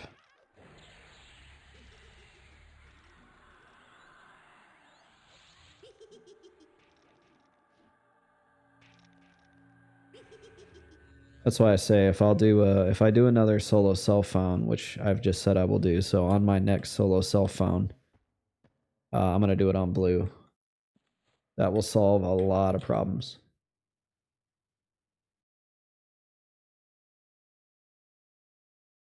I just need to decide what class. Should I do, a paladin or a shadow knight? Or a cleric? Battle cleric. I don't know if there's enough gearing options on Otis. Because it'd be Otis only, so it's got to be erudite. Is there enough gear for me to do a melee? And what would that look like? I guess Tony USP did it.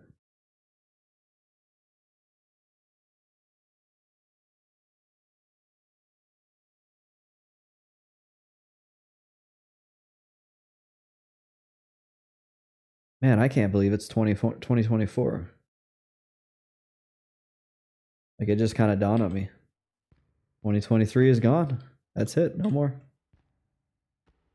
Let's see. Is that rogue still inside the church? I see bodies in there. Oh, there's a warder with two all right, we got to take out this guy, this minion. We want to get that warder. He's got 2 deadwood staves. Skiff64, thanks for stopping by. It was really good seeing you. Really appreciate your support. Stay well.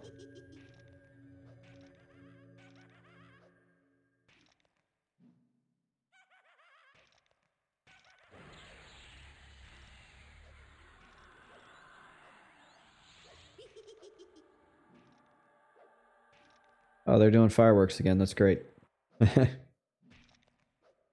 Those ones at like 2 a.m., that's what killed me. I didn't really care up until like midnight. After midnight, it's like, okay, New Year's is, that's it. Go to bed. And then somebody lighting off massive mortars at 2 a.m. I was like, seriously, dude. You got to be getting outside of that gray area where like the cops aren't really going to show up to every single person's house. But whenever you're that guy doing it at 2 a.m., and everyone else is done and you're doing the big ones? What are you thinking? All right, let's see. We're going to try lulling him first. That way, if we crit resist, it wasn't both of them coming. I bet we can just pull him out now. Yeah, we didn't even get the other guy. That's awesome. This should be 2 Deadwood staves.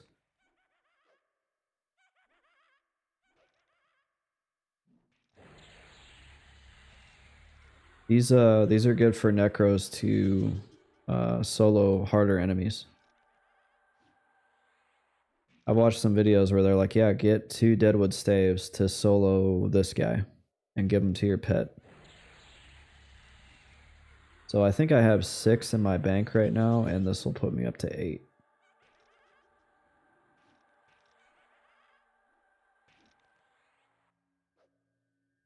Oh yeah, this guy heals.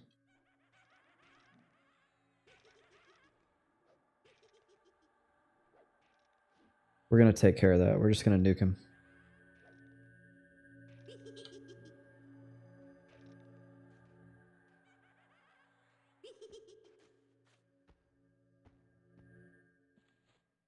Deadwood staves, nice. Definitely need some mana now. Do we check in on what's going on Guild Wars? So here's what I have going on right now. I'm doing a Christmas event. Boom. There it is. And everybody stands in this circle. And every 3 hours they like run an event, and it costs a candy cane shard to participate. But it's supposed to be like a kind of like a voting thing where people stand either on this side or on that side. But everybody just picks a side and stands on it because that's the way you win. So it's not a very like properly designed game because everyone's just going to gravitate towards the side that wins because they want to win. But it's going to get me a bunch of these gifts. And I can either sell these or open them for consumables.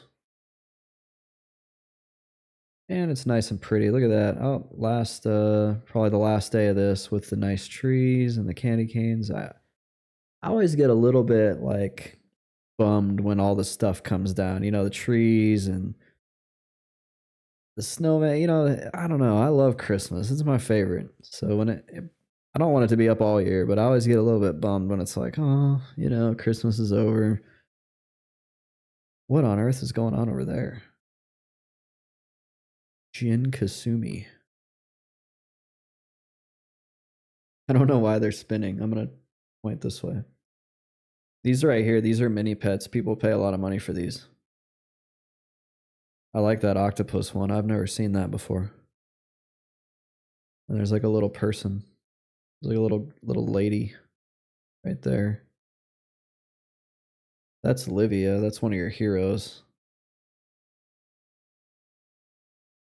Anyway, that's what's going on Guild Wars. I've just got it running in the background doing that event. That's like a 24-hour event, so that character is glued to that spot until the event's over, but it's a good way to get points towards some of the achievements.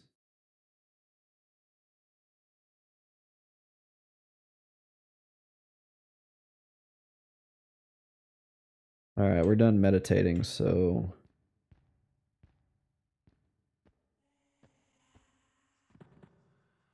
I think yeah, here's a guardian. We want this guardian.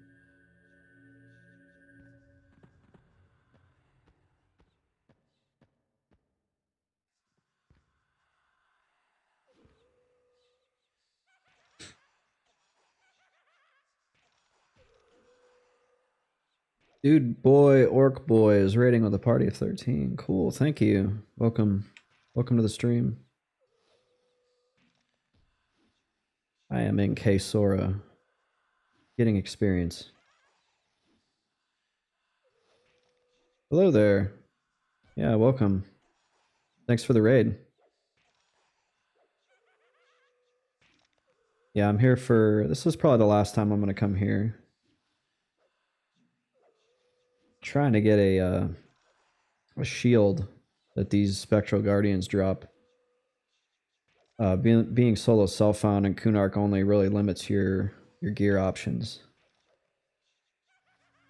So I kind of get what I can get.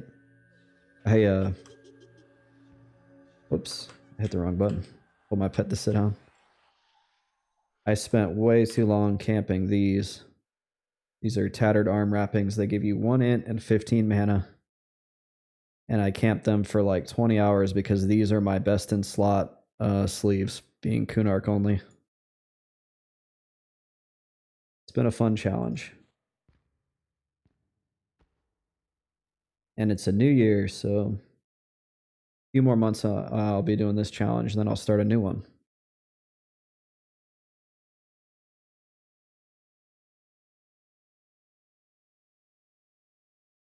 I like your emote there, Purjos. Drop the dude bow eye in there. That's pretty cool.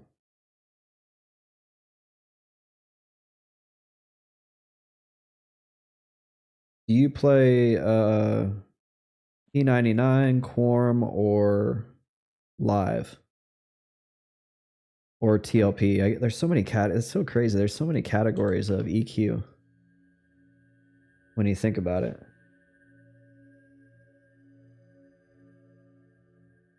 Like you could go even further down in some of the other private servers. There's crazy crazy ones out there with different rule sets. Pretty much all three lately. This is Dude Boy Orc Boy says lately I've been on Quorum the most. What's I gotta ask, what's going on with Quorum? I noticed the population has dipped down a little bit over the last just say a week or so. Have you noticed something different? Did something happen, or is it just kind of that normal steady MMO like attrition that we see?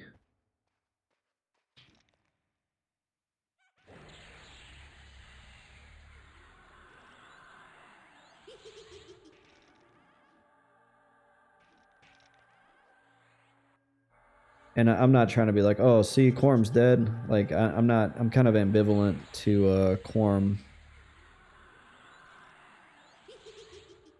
I imagine it's probably so.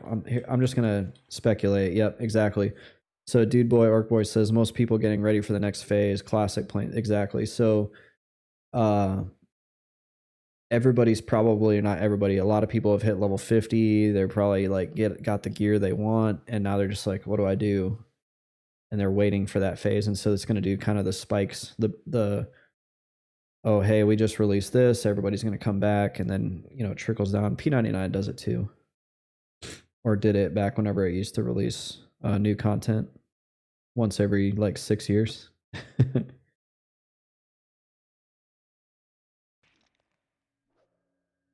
Pet, you better finish him before he heals. Good job, Pet. This is my pet, Kurt Cobainer. Ooh, we got a Spectral Guardian up. Let's get him. Can't see him from here.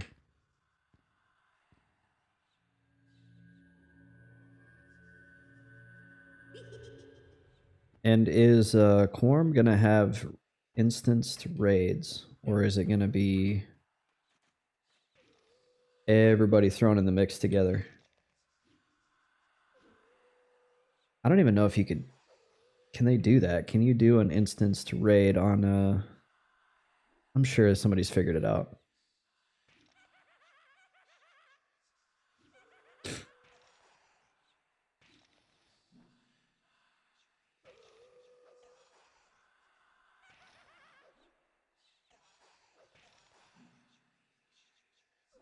I imagine somebody's programmed that feature into one of these servers. That's a really divisive topic, though, amongst the classic EQ community. Is instancing. There's a lot of people that are for it. There's a lot of people that are against it.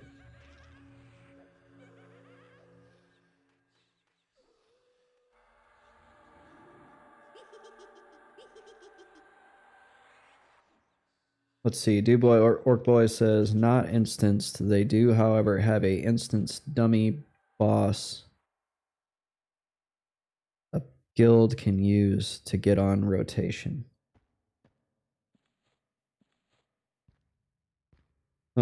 I was a cleric on the server Agnar, which is like the POP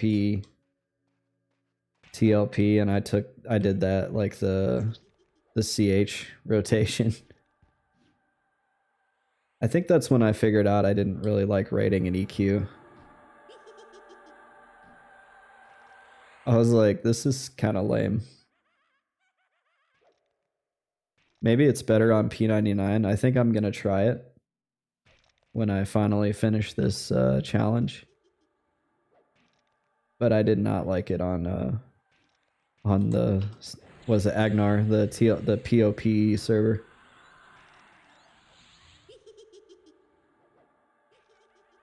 There was some really hardcore people in the guild I was in too. There were people that were finishing every single character best in slot gear. Like I think the guildmaster was on his 5th or 6th character that had all best in slot POP gear.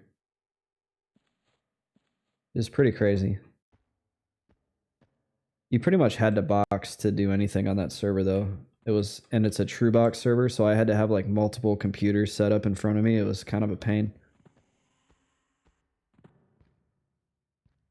Is that guy gone? He must be hidden. The rogue, there's a rogue in here. He must be hiding or something. We're like out of spawns though. This is rare.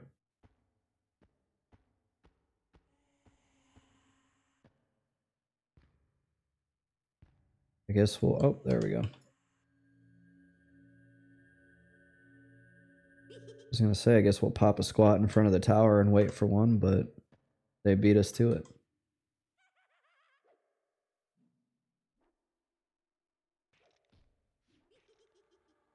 So what else is going on Quorum? Is everybody just camping like mana stones? Is there like one guy that's camped like 40 mana stones and they're gonna be an EQ millionaire?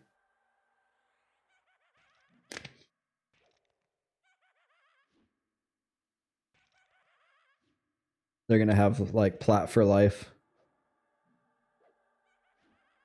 Everybody gets in on that stuff early now.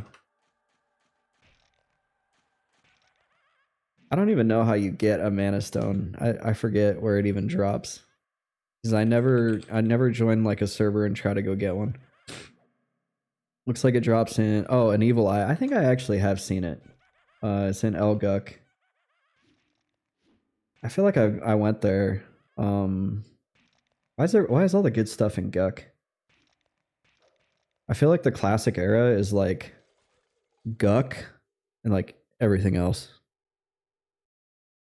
Guk is like the place. It's so weird too because later on after classic, like a lot of people don't have a reason to go back. Because they nerfed all the good drops in there.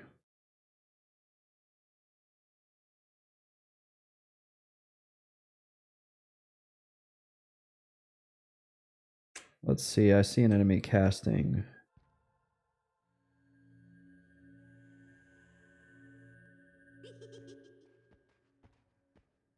I think I went on one, I think it was Agnar actually. I went to Guk at like level 20 and I didn't leave till level 50. And the whole process only took like a couple days. Because the experience was just crazy in there.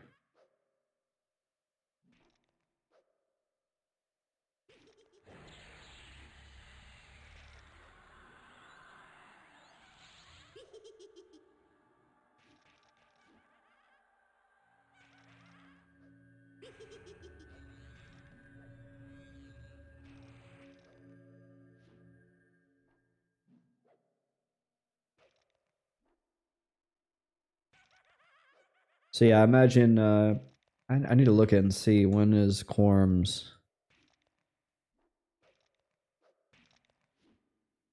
What does their release schedule look like?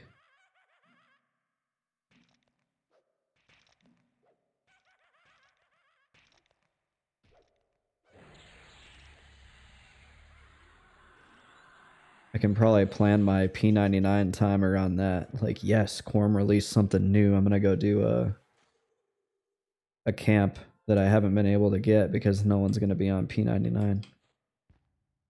It is interesting. Like now that I think about it, I don't feel like in the time that I've played P99, I don't think I've seen a server come out and actually like challenge P99. Like I've never seen a server that actually, up until Quorum, that actually put a dent in P99's op. But I think the circumstances are like blue is way old, right? It was like basically a beta anyway. Green is now aged pretty like it's pretty mature. It's definitely not fresh.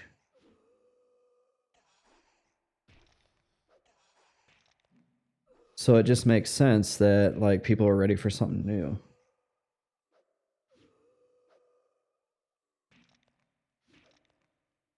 Just like I'm ready for some new music.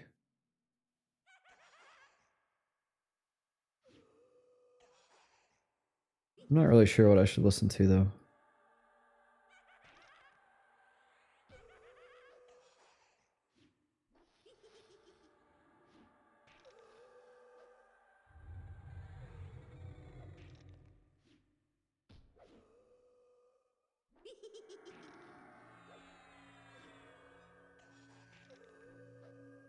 Just kind of trying to regen some mana here because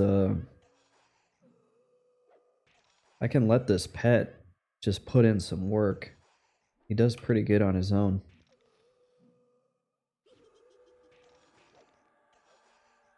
Although he's fighting like a green mob, so that kind of makes sense, you know.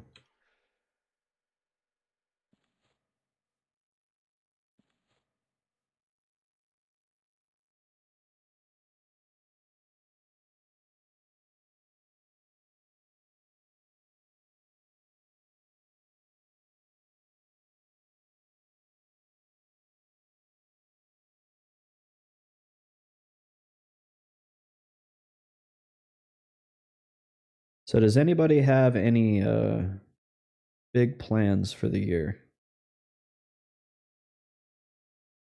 I know for me, outside of gaming and EQ and whatever, I'm gonna go on a trip to like a national park. I'm also gonna have to see if I can get a trail pass for Mount Whitney. I tried last year, they turned me down. It's supposed to be a lottery. I almost don't believe it. I feel like they just look and they're like, no, you're not coming, or I don't know. That's my conspiracy brain. Like, oh, you're from out of state. No. But Mount Whitney is the tallest peak in the lower 48 states. And so I want to go climb it. I want to go hike it.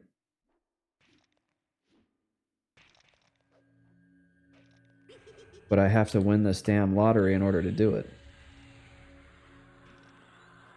Or at least get picked. I don't have to win. I guess getting picked is winning, right? But yeah, it's not like something where you can just show up like every other mountain in America. Probably because it's in California. Thanks, California. Burjoss says, good luck. Thank you.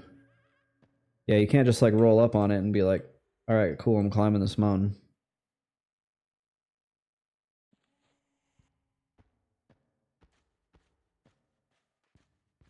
Yeah, I have a friend who we go hike tall peaks together.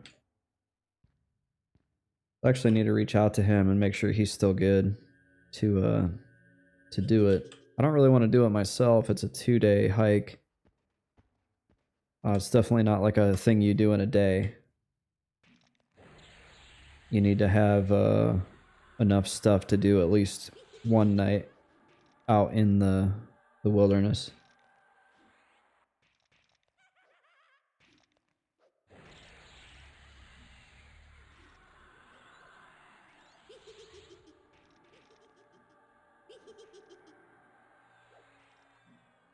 Oh, he's healing. The skeletal warder is healing. We must nuke him. Alright, I'm gonna let my pet finish him off.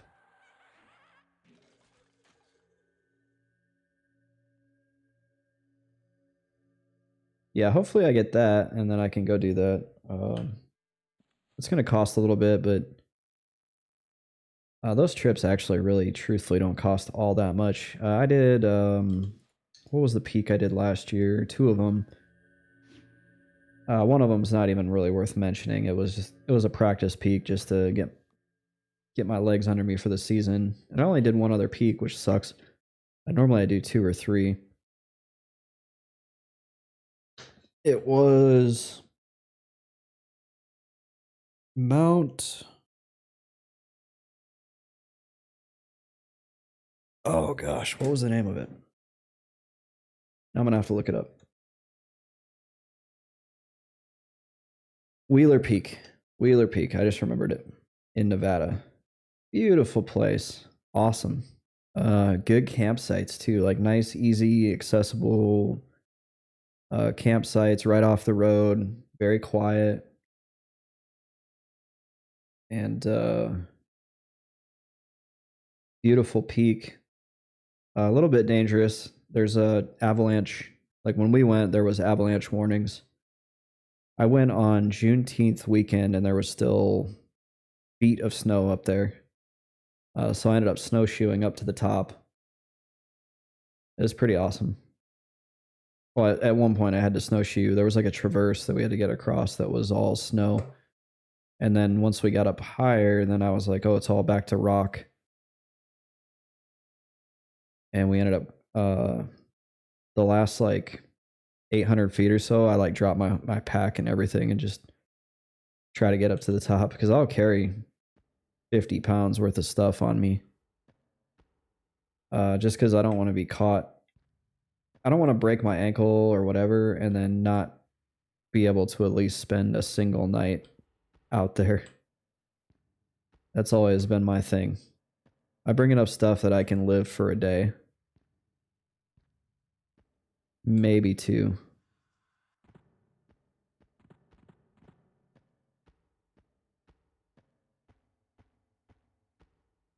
But it is a lot of weight.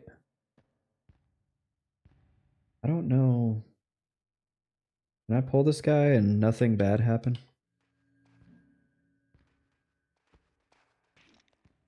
It looks like nothing bad happened. Okay.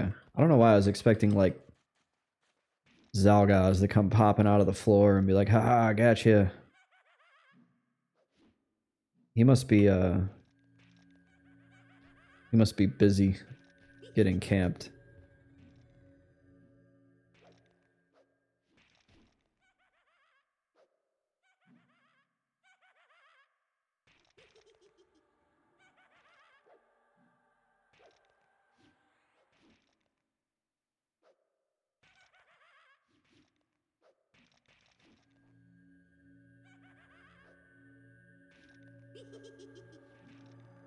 I love that undead nuke. You get so much damage for like 130 mana. The undead only spells are so efficient. Decent loot down here in Kaesora as well.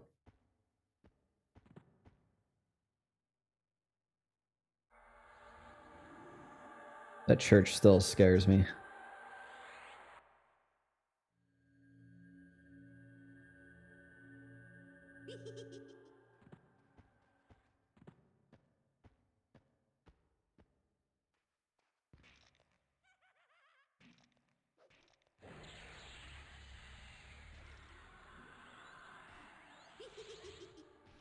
And did anybody get anything good for Christmas? That's something else I like to ask is, what did you get for Christmas? Some of you have probably spouses or parents that care about you and get stuff for you. I was actually surprised, you know, normally my dad'll at least you know, sometimes they'll just be like, here, I'll buy your dinner or whatever. I didn't really hear from him this year.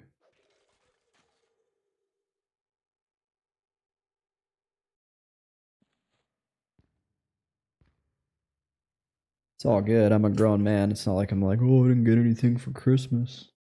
Like whatever, you know. It's funny. I've reached the age now where like if I want something, I'll just buy it. If I can't afford it, I'll save the money till I can afford it and then I'll buy it. My girlfriend and I went to the movies yesterday and she was just joking, but she was like, you want to try to sneak into another movie? And I was like, if I wanted to go see another movie, I would just go pay for another ticket. I'm too old for that.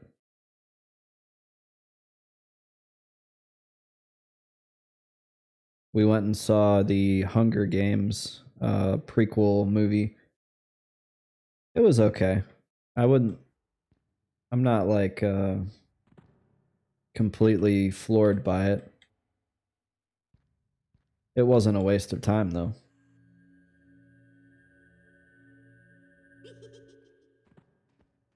I don't know. As I've gotten older, like things just don't really. I just don't get excited about stuff anymore.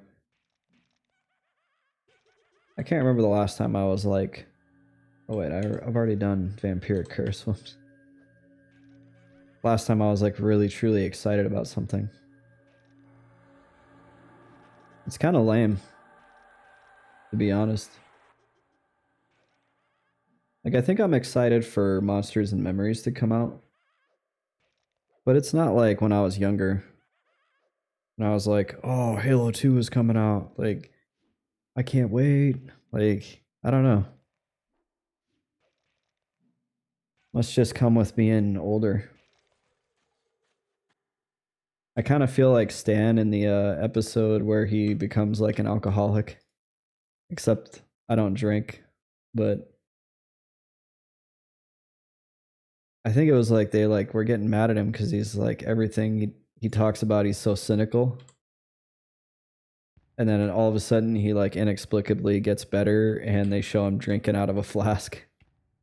And that's why he's not so cynical anymore.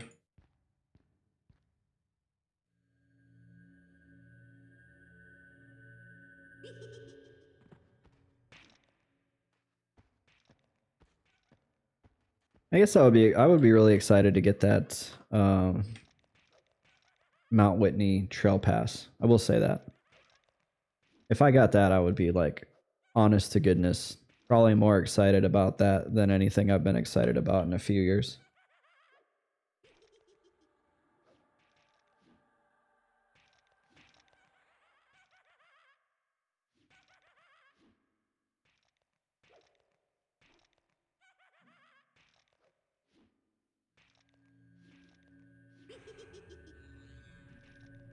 Yeah, we're planning just outside of that. My girlfriend and I were planning to go on some sort of national park adventure. We have several here near us to pick from, so that's going to be fun. Just putting money away for that.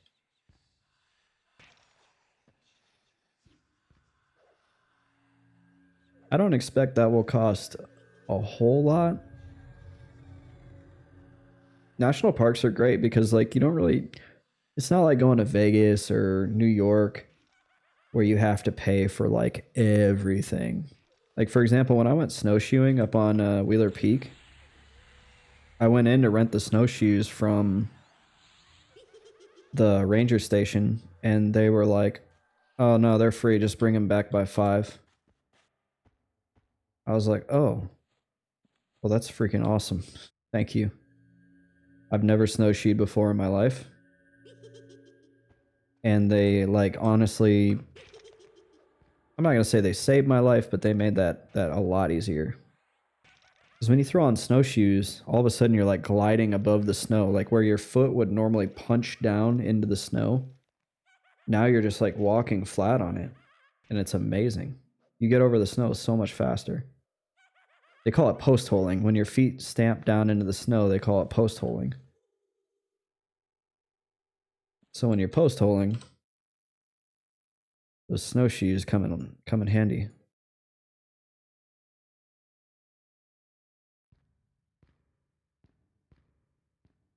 All right, we're at 92% to 45. I'm excited about that too. I'm excited to be 45. We're like wrecking this place. Yeah, we need somewhere new to go. We've completely murdered everything here.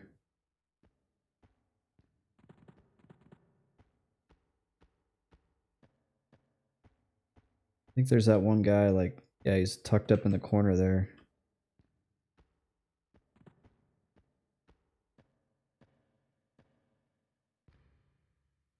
The only reason why I didn't want to grab him is it's like such a long run out.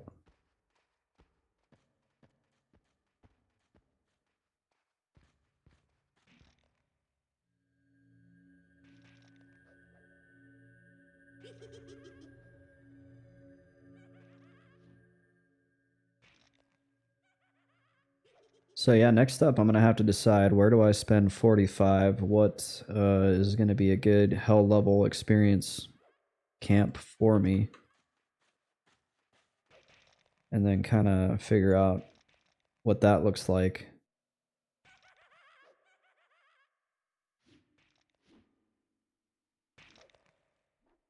Last time I did a character this high, he was an enchanter, and I went to Grob, and I killed guards. Which I don't think is the best experience, but it was good money.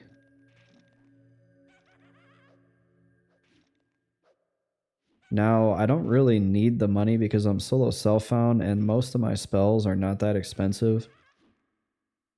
And outside of maybe the first 10 levels where I really struggled for money, like I haven't struggled for money in a long time. I'm actually about to dump a few thousand plat into research training. I'll probably do that on stream actually when we hit 45. And I can make a little clip out of it. True silver are nice. Those are worth some money. These true silver armor. I think those are about a 40 plat. Let's see, will these fit in the Dusty Ransackers pack? They will. This is a weight reduction bag. That big old sword won't fit in there.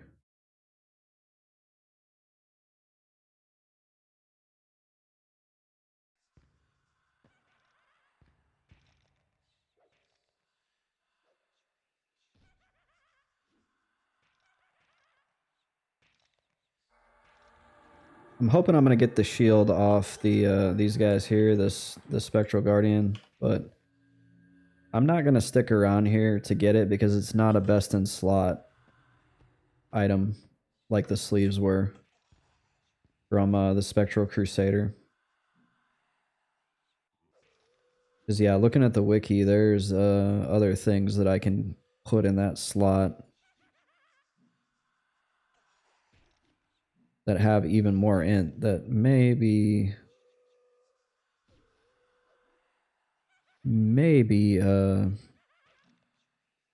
easier to farm. I don't know though. That tome from the Goblin Fanatic, I don't know how hard that's going to be to farm. I'm not going to get experience farming it, so that I kind of weigh that in when I'm trying to choose a spot. The best spots get you experience, money, and gear. And then you kind of adjust a slider, like, you know, where you have 100%, right? And like, so this camp is like probably about 33% of each. You know, you're getting like a little bit of experience, a little bit of money, and like you can get one piece of gear out of it. Versus you could go full experience and you can go to a spot that's great for XP, but maybe doesn't give you good money. Or you could go to a spot that gives you like good money, but not a lot of experience, like the guards. I kind of feel like guards are actually a little bit 50-50 on the money and experience. No gear though, typically.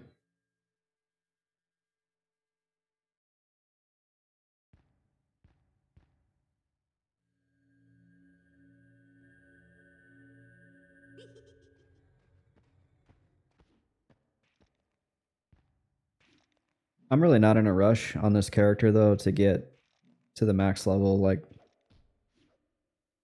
this is kind of my project stream game. I don't have to hit 60 as fast as possible just to start a new one.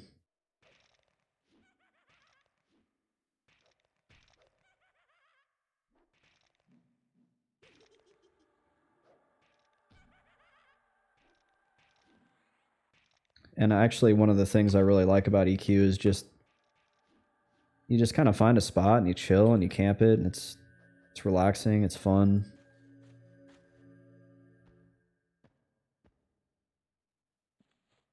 Other spots are not relaxing, they're kind of scary, like the Cly Imprecators, the church in down there. That was not chill at all. The worst was actually the second floor Imprecator on in down near to get the, I guess it would be the first piece of the Visceral Dagger. Because the Visceral Dagger requires 3 pieces. And the first piece is on the second floor. There's a lot of enemies that heal through walls there. And it's a 12-minute respawn timer compared to like most dungeons are at 18, 21, somewhere in there. Down there is at 12. And there's 4 mobs that spawn in that room. So that's 1 mob every 3 minutes. It was a tough camp. And then you factor in the fact that they're getting hit with heals from outside the room. It really sucked. So yeah, that was not a chill camp.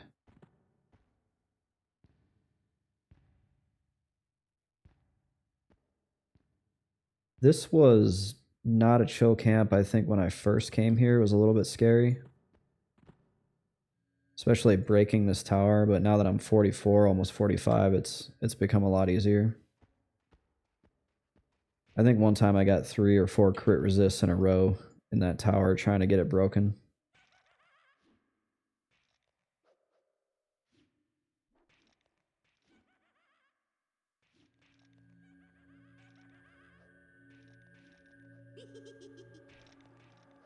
And let's look at my evocation skill. What is it up to? 126. When I first came here, my evocation was like 80. So casting these nukes was miserable. I think my record was fizzling 7 times in a row.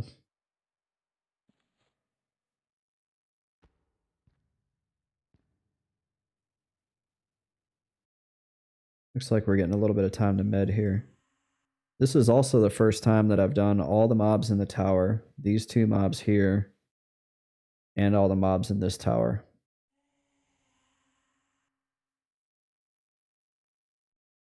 And it's honestly not that bad experience. I think in 2.5 hours, obviously we have the bonus right now, but in 2.5 hours I've gotten almost half a level.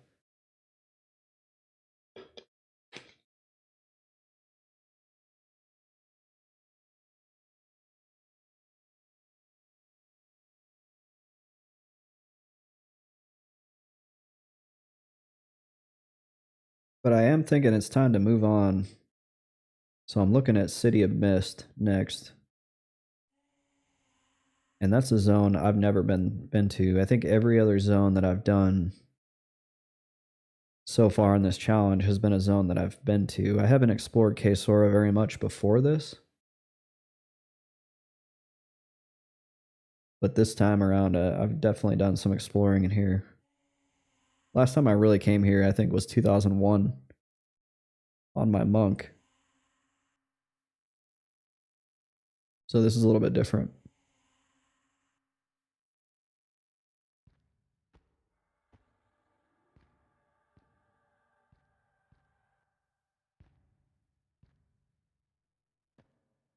I feel like I heard something casting, but I don't see any enemies. Yeah, we've like really cleaned this place out. Wow.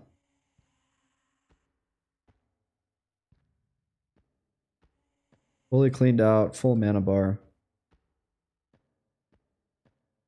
I don't want to run too far up here and try to pull something from way up there.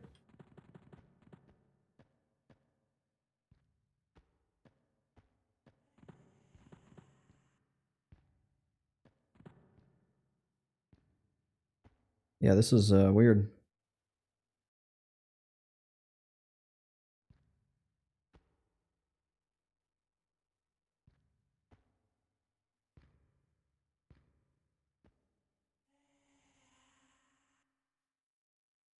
The church is so spooky. And they're getting kind of hosed on the Zalga. I haven't seen Zalga spawn once. And I've been in here about 2.5 hours, so I feel for them.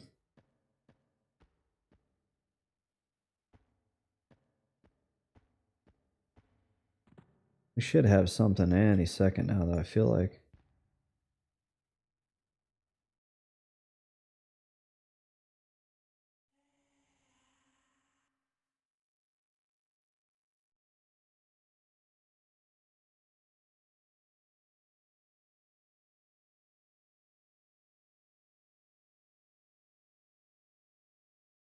But if that's not a signal that I'm probably outgrown this place, I think there's your sign right there.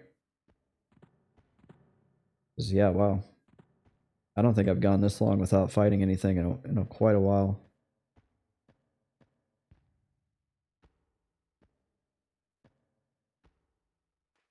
Oh, there we go.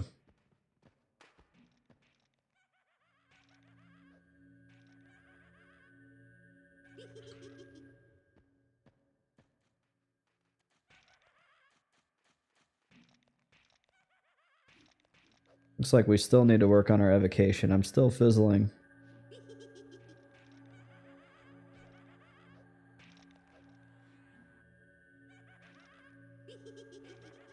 And those fizzles do cost mana, and so whenever you're in a bad situation and you're running out of mana, and then you eat those fizzles, it can be really disheartening. I died that way trying to break the Cly Imprecator camp.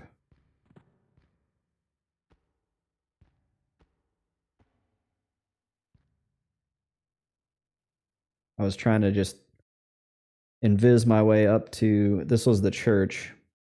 I invised my way up to the top of the front of the church because there's like 7 or, well, maybe 6 mobs out in the congregation, like in benches.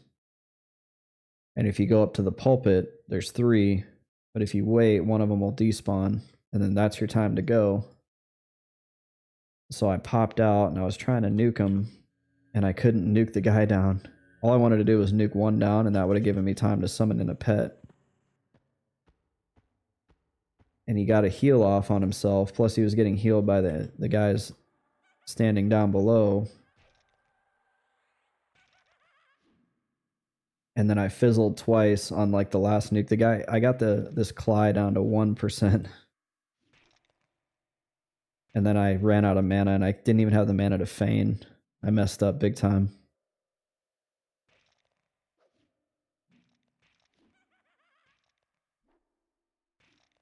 That's like a horrible feeling when you don't even have the mana to feign. And you're like, oh no. You just stand there and wait to die.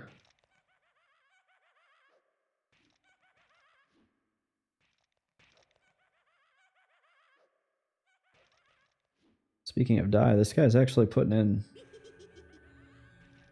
pretty good damage on my pet.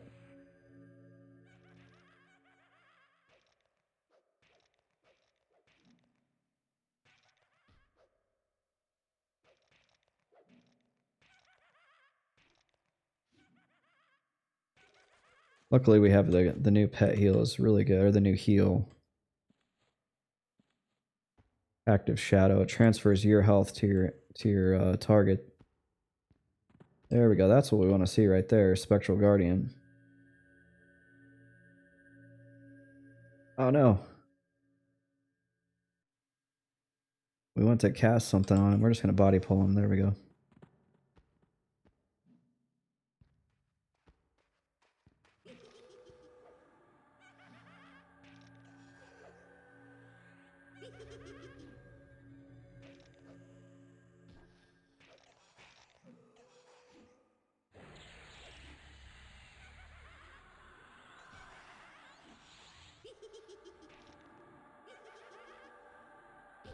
You guys ever lose track of your cursor?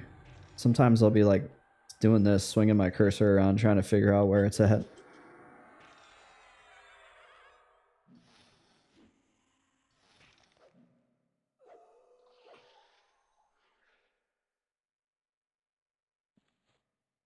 No shield.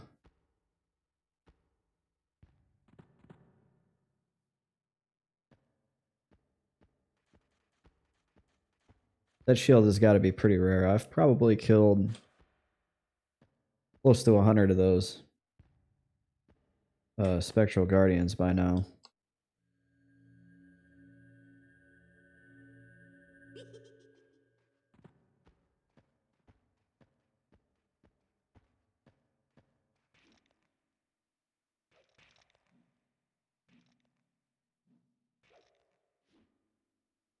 The wiki has it listed as ultra rare, so. But like I said, it's not best in slot, so I'm not of the mind that I need to stay here until I find one. All else be damned, like I was with the sleeves. With the sleeves, I was like, I'm staying here. I ended up getting a full level camping the sleeves on like green mobs.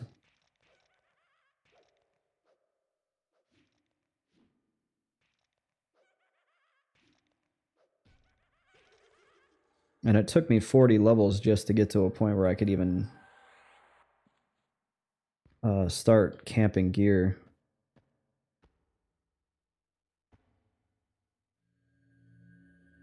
There's almost no int gear. If you're a Kunark-only, there's like no int gear until level 40 almost.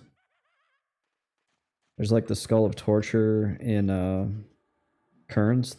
Easy quest. Highly recommend doing it for anybody that makes an Ixar Necro. Unless you have better stuff twinked on. And outside of that, there was like nothing. The gear in down there is okay if you don't have any other options. But if you're able to leave Kunark, there's like way better stuff out there. Hey, there's level 45.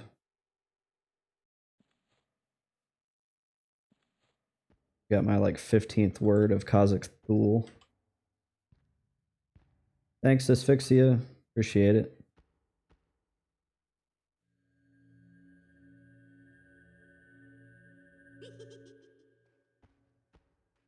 Normally I hang out and get buffer experience, but I don't know.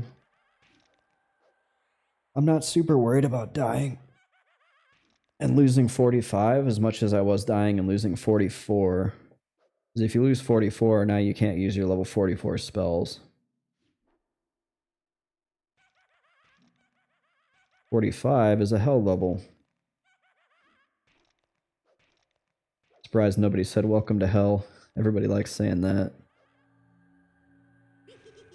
I think it's like the first, well, no, I feel like 35 is your first like real hell level. I think 30 is technically a hell level, but it's kind of like, eh. 45 though, or 35 though, I remember taking quite a while on some of the characters I had. Of course, I played back in the day when they had experience penalties. Like my Ixar Shadow Knight was like a 67% experience penalty or something crazy.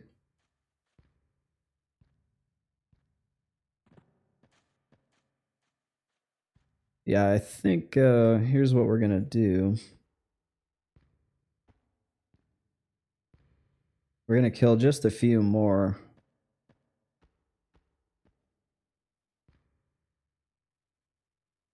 Oh, there's a 60 dark elf necromancer that's down here now. And there's also a 60 monk. And that last rogue is done camping Zalgaz. I guess he's had enough. They've had really bad luck because, like I said, I haven't seen a single Zalgaz spawn. So I kind of feel for him. Normally, when I'm here for a few hours, I'll see him at least once. This time around, he's just been very elusive. I know the wiki says to get the staff. Zalgaz drops a nice staff. It's like a clicky fear staff. And the wiki says expect a 120-hour camp. I'm not sure if I'll camp that or not. I wasn't brave enough to try to kill Zalgaz.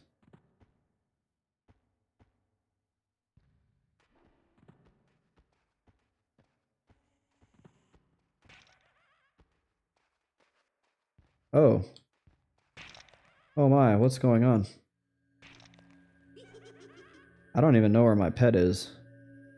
He's all the way over there. We're just we're at a good point here with that ad. I think that's a good point to just be done with Kaesora. So we're gonna say goodbye to Kurt Cobainer and let those guys reset. And then we're gonna gate out, and we're at about 3 hours, so this is a perfect time for me to say. It looks like we hit 11 viewers. That's pretty good. Thank you guys for coming by. But it is a perfect time for me to call it. I don't like to go over 3 hours because they just make the YouTube videos too long. Hopefully I didn't just train those guys in the church, but yeah. Happy New Year's to everybody. Thank you for watching. I hit level 45 today, so that's good progress. And if you want to follow my progress on YouTube, the link is on my Twitch page. And anybody watching, if you want to continue to follow my progress, go ahead and drop me a follow. No pressure. And Asphyxia, thanks for checking me out, coming from YouTube over. That's always good to see people kind of noticing on YouTube and then catching a live stream when they can. And I expect I'll be back tomorrow around the same time because I don't have to work tomorrow. So yeah, this is the Amamocracy. I want to encourage you all to stay classic. Thanks for watching and have a great rest of your day.